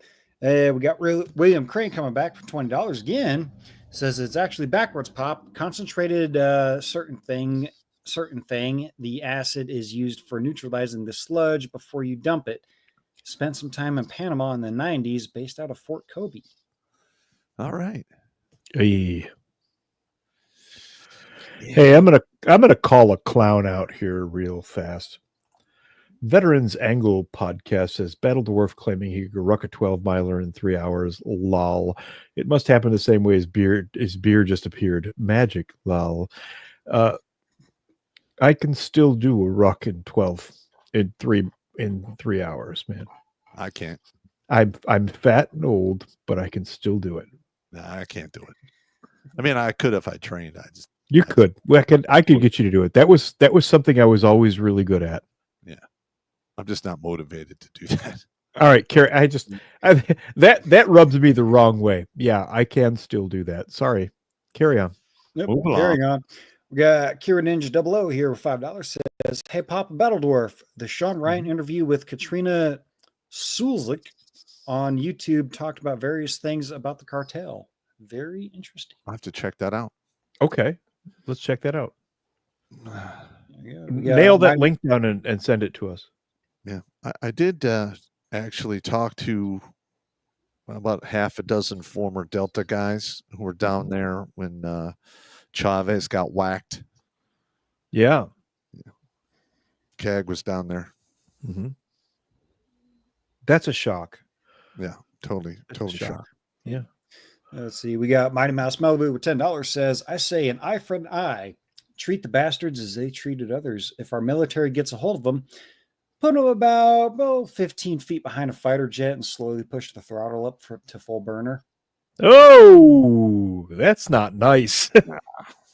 Just line them up against a wall and shoot them. I mean, we're not going to be doing any funky craziness. That's unprofessional. You pull guard mount, I'll do that shit. Okay. I didn't see anything. I didn't hear anything. Let's see. We got Sigma MGTOW 4 here says, Pop, we all knew they would eventually demonetize MGTOW. I asked Hammer to download the free Exodus wallet and post his XRP receive address for donations. XRP doesn't ask for permission. Huh. All right. That might be something to look into in the future. Let's see. We got William Craig coming back. Just make sure this isn't a double because Rumble likes to do that on me. Says, Pops, if we handled this the same way we handled the sand people in Fallujah, pull the first beaner out of the hole, put two in the back of the head, yell next, make it public. Well, we could talk offline in regards to techniques in regards to that. But yeah. I know of 2 incidents in Iraq that involved your former unit, the regiment. One of the intel guys was embedded with them. The first one, they discovered that a guy who had been providing them information was also selling information to like 3 other factions. So in the first one, they knew that he was going to be in a car at a certain time with a group of people. And there were a total of 5 people in the car, including the informant. What they did was fly 2 little birds in, use one little bird to stop the vehicle. The other one was over the vehicle. They dropped guys on either side of the car and shot 4 of the guys, leaving the informant sitting in the car by himself. Then everybody got back in the little birds and left. It's a bad day for that informant. That informant is about to have a bad day. The other one was they put a sandbag over the guy's head and said, we're going to drive you to this place. And they drove him around a whole bunch of that and then pushed him out of the car with the sandbag out of his head in the territory of one of the factions that he had been diming on and just drove away. Yeah. Well, so, yeah. I get it. Someone's about to have a bad time. And that's how you had to deal with that stuff. It's grim and it's ugly, but that's the only thing they understood. Well, Not you saying know wrong. You know what else is grim and ugly? Our next super chat. Don't worry, the next one is worse. But Alucard is coming in. He's calling saying the dog man called. She wants you to sing, Pop, and she wants the snoo. Bring the beer in the tent. Make her squeal, Pop. God damn. Make her squeal. Sing it, Pop.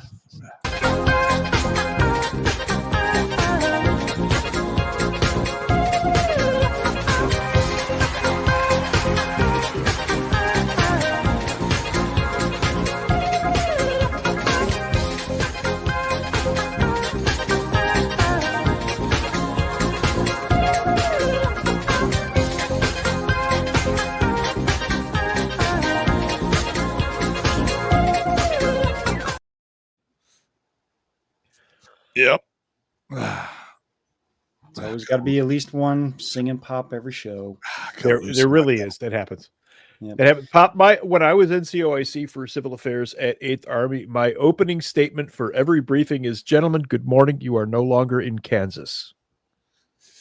So, fair enough. Yep. And well, of course, every time a singing Pop has to show up, I got to put Pop on full screen because we love watching him here, seeing him squirm. You ready, Pop? Yeah.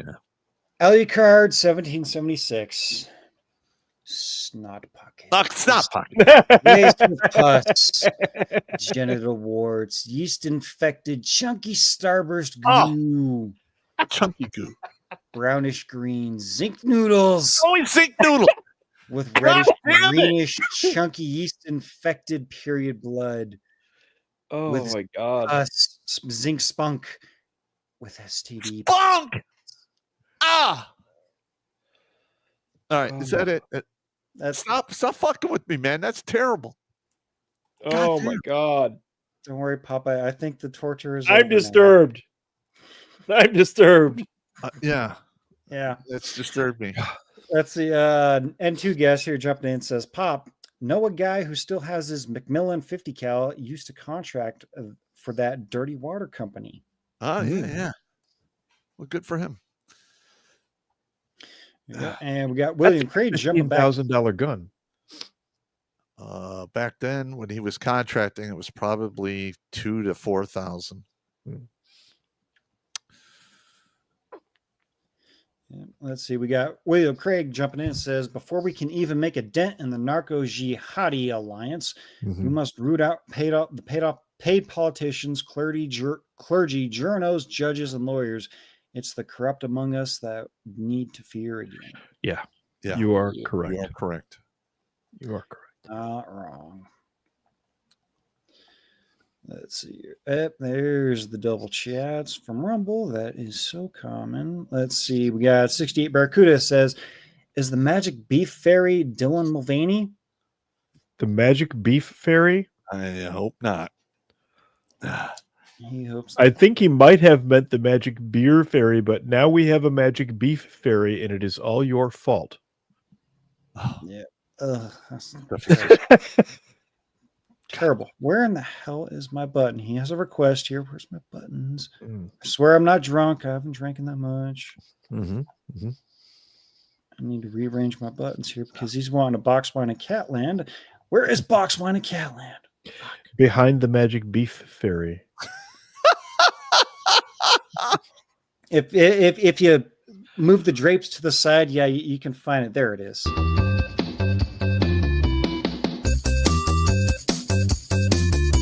Stop!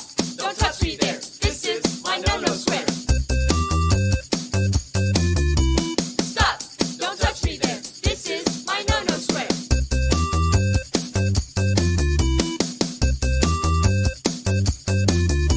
Stop! And it's not the beef you're thinking of either. This is the beef and cheddar in a catcher's mitt. Yeah, and Blake is the one that put that together. The Box Wine and Catland theme song. That's fantastic. It's fucking awesome. Never gets old. First time I saw it, I was rolling on the floor laughing. Let's see. We got Tomahawk here with $20 says, here's $20 for Pop's tattoo fund. I feel like he should have done it in Tijuana. Nah. I'm too old for tattoos now. Yeah. That's all right. Let's see. We got Sigma MGTOW jump back says, AOC, get me a screwdriver and don't tell me it's not a hardware store. It's a vodka and orange. Nice. Well, speaking of AOC, where is she at? God damn it. I really need to reorganize my buttons. Where is it at? Because I know someone's at least going to want to see it. Yes. Yes. Jimmy, why are you doing this? I don't. Where am I? Well, somebody's got to do it. StreamYard is fucking with me. I swear to God. I had all of these fucking organized. There it is. See? Jesus. It's not just me. Okay. It's something is fucky going on here, but yeah, facing Pop with a big blue dick.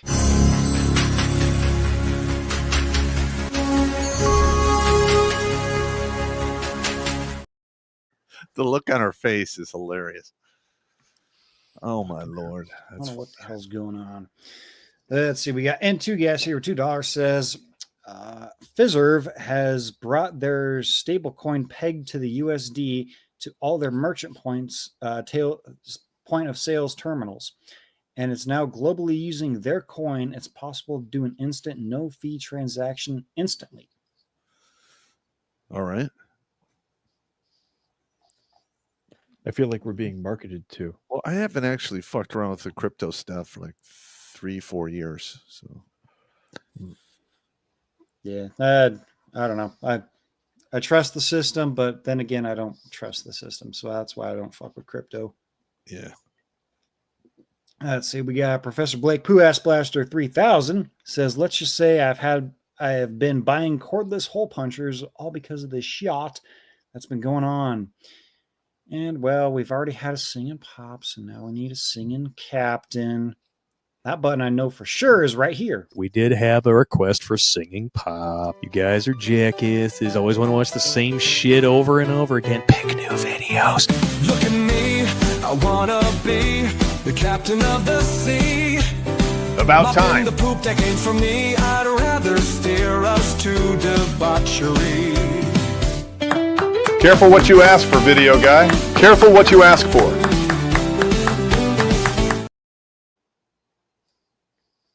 The devil deer horns. I don't know where those came from. So we got Cure Ninja 00 says, hey, Pop, send a link to the Redonkulas 12 email. Okay. All right, we'll take a look at that. And last one over on the Rumble side here is from Tomahawk. Says, Snob Pockets are delicious. I pack 2 in my lunchbox every morning. That's the second to the last one. Second to the last one. Yeah. Oh, yep, that's right. N2 gas, that sneaky bastard says January 1st, 2026. Make that ATF form 1 printer go burr. Yep. And we got Bald Eagle with Rage, also being a sneaky bastard, says coworker was in Fallujah, said his MG ran out of bullets. The insurgent went to reload. He threw the MG at him, took his K-bar, and stabbed him to death. He was a howitzer crew marine. That sounds about accurate, but I would be interested in knowing how jihadis got that close to a howitzer. Yeah. I mean, the whole thing, listen, the whole thing was fucked. Yeah. Just to be honest. Everything got fucked. All right, let me double check over here on the YouTube side. Yep, we got a couple more from Mario here. Says, if you're talking about Mexico, U.S. companies kept Diaz, the dictator, in power until he effed himself. And then they may or may not have been responsible for Pancho Villa and Zapata getting to work. Zapata and Pancho Villa. I believe Zapata was first. And then Pancho Villa. And Mario follows up, says, as a follow-up, Mexico has been a cheap labor for the United States companies since the early 1900s, and the Alphabet Brigade has been shipping training and gear since the 90s at the very least. 80s, but yeah. Yeah. Yeah. Rumble slid a few in your back door there, Jimmy. No homo. God damn it. I always knew it. Let's see. We got Hooliganism. $5 says, in 2011, I was at an outdoor range, middle of nowhere in Iowa, north of Davenport. A group of about 15 jumped out of a van, emptying AKs as fast as they could. I'm certain it was a Mideastern cell. Yeah, we had activity like that out here. Yep.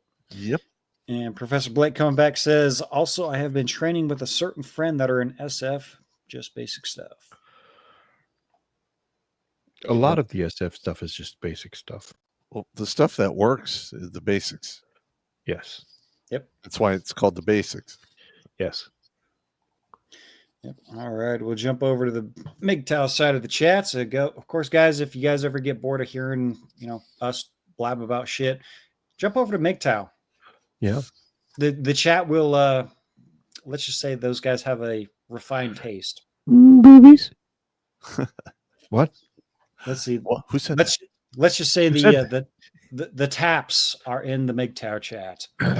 We'll start off here. We got Crazy Uncle here with $5. Says, Pop, sent you an email with an update about what we were talking about offline. Get back to me when you can. FYI, bad storms screwing up internet, so your numbers might be in and out, or might be bent over tonight. All right. Fair enough. So we got Dark Mad Dog 21 here. Says, Pop, news I forgot. I got proven brain damage from a hydrocephalia. Hydrocephalia. Thank you. As a baby, an intravenicular hemorrhage in the third and fourth ventricle and white matter damage. So it explains everything that I got.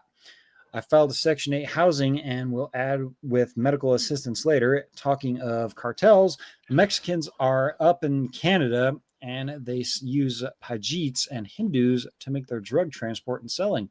Law enforcement is muzzled and Kami Carney is part of it. Trump will have to invade Canada. Well, okay. I don't want to invade Canada. But if I have to. I mean, I wouldn't. If they fucked around too much, well, they're going to find out. But then again, Canada does like their war crimes. I mean, it's fair. Yeah, it's fair. It's fair. Let's see. Moisture Patrol for 25. It says, thanks for the stream, guys. Bottoms up. Boom. There you go. And we got Say Never Again with 2 in a row here. First one for 10 says, hey, Papa Crew, have a great day. Thank you. Thank you very much. Will do. And he comes back in and says, will $5 convince you to join MGTOW.tv tomorrow morning with the turd flinging monkey?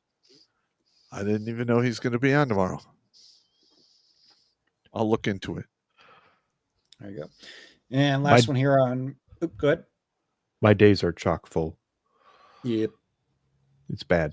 Carry on. And we got MGTOW running here. Last one on MGTOW says, hey, gents, great show tonight. Battle Dwarf. Yeah. What do you think the establishment and Democrats are going to do with these communist socialist Bolsheviks? Drink. They are the communist socialist Bolsheviks. Yep. Bolsheviks. Oh, shit. He has been summoned, hasn't he? Yep. Bolsheviks. No, don't say it. Bolsheviks. No, please stop. Bolsheviks. It's showtime. Bolsheviks, baby. Everyone drink. It's so messed up. Yep. Yeah. I like some old and decrepit crawling out of the ground, though. That's all good. But actually, you did answer his question. MGTOW Ronan finished it off with that are taking over the party. Well, they've already taken over. And he finishes out here. It says, even though this is their monster they created with their TDS propaganda, you think the Dems will find their balls and expel the Bolsheviks? No, they are the fucking Bolsheviks. That's the whole point here. Yep, out of the party. It's no longer Democrats versus Republicans. It's Patriots versus Bolsheviks. Drink. Yep. Absolutely correct. Yep.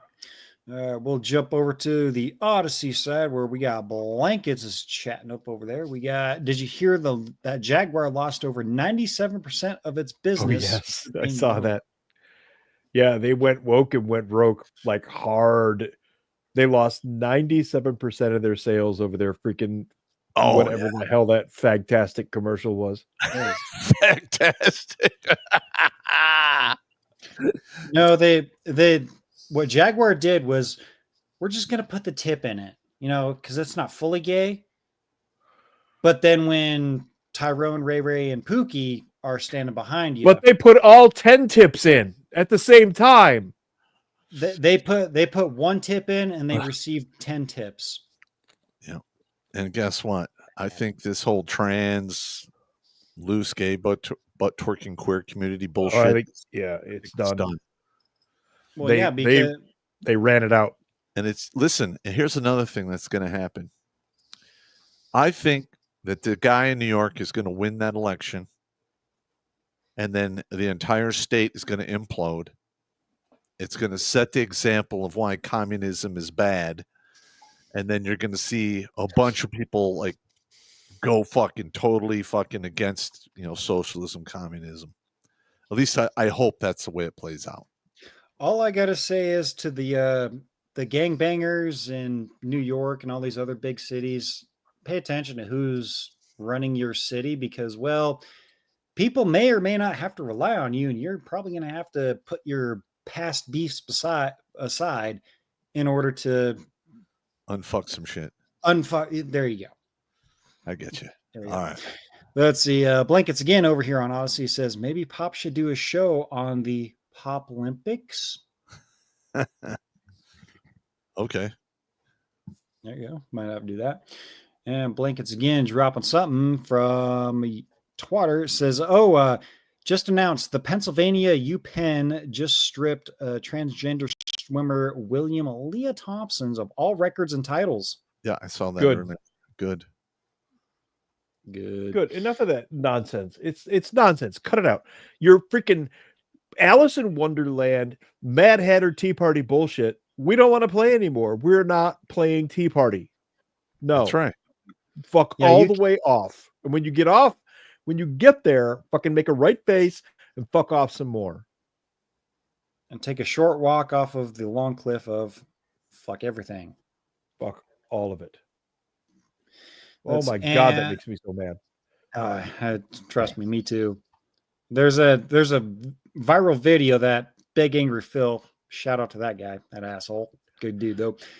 He has the state senator of my state going, "We love trans people. We need trans people." And I'm like, I saw that. Yeah, that's Nebraska, but that's not my area of Nebraska. That's East Omaha. Nebraska is the corn husker state, but apparently your governor is the corn cob governor. He likes the ripples. That's a conversation for another time. Mm-hmm. But let's see. Blankets here says he's got a video of a less than a minute video of Thomas Massey. I don't think we'll have time for that. We got to still burn through some other things, but I will share with the guys afterwards. Okay. To reiterate, we do not play videos right away until we have a chance to screen them because we don't want any Granny Beaver shots. Yes. That was so well fun. That I did screen this one beforehand, so we're all good there. But you know, Blankets we can trust. Look on Blake's face when that happened. He's just like, motherfucker. God damn it, Jackal! Just we got for me, goddamn. We got to screen them. It's just what it is. Hilarious. Let's see. Blankets again dropping another tweet here. Says breaking: Secretary Rubio announced USAID has officially ceased operations. Good. Yep. Fuck that shit. Isn't it funny how as soon as USAID got investigated and then shut down, the Democrats are broke, running out of money? Yeah. What a coinkydink. It's crazy. Something to ponder there. And last one here from Blankets says, if Elon said he would give you $1 million if you getting a tattoo, would you do it? Of course. I could use $1 million. Yep. And we would have to select the tattoo, Pop. No. I would. Oh, yeah. I would be nice, and I would have to say you got to get the big ass fucking red P with the green beret on it on your chest. I don't know about that. Come on. If I was going to get a tattoo, it would be my old 3rd platoon, picture that we had on our death cards. There you go. Yeah, that'd be a good one too. All right, let's see here. Jumping back through the chats here, looks like that is it on the YouTube side. Again, guys, if you guys want it, if you guys can only super chat on YouTube, go check out the Redonkulas backup channel.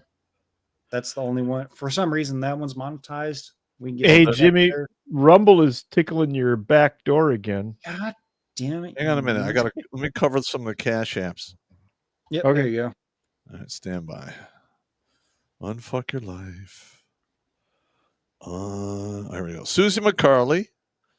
Yeah. She sent 30. That's because Suze is the queen. We love Suze. For now, drink. And then we have a HKC for 50. That's We're Not Worthy. We're not worthy. We're not worthy. And she simply said, for the cause. So, all right. Thank you so much. All right. That's only 2 we got for cash apps. Only 2 there with cash apps. All righty. Well, let me jump back into the Rumble side because you bastards. You bastards. You bastards. We're just kidding. We appreciate it. We appreciate it. We love you guys. No homo. Let's see. Looks like that one was it. It says Bald Eagle with the Rage says he was clearing rooms. Hard to say. They also accidentally shot the tank commander once instead of the tank in the first Iraq War. Well, that sucks.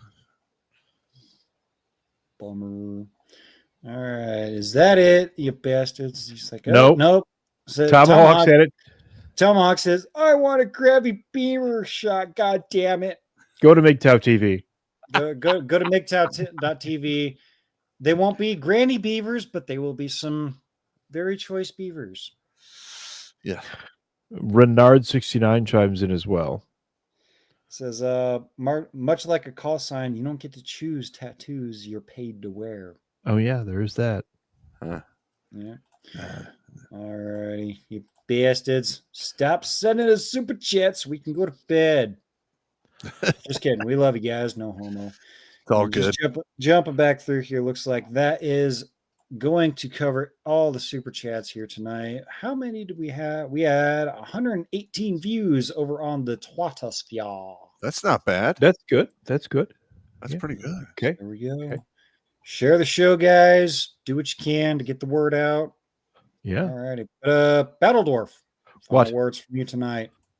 Oh, my God. I have no final words this evening. Stay away from the cartels. It's bad. They'll hurt you. Not a good thing. Yeah, not good. Not good. All right, Pop.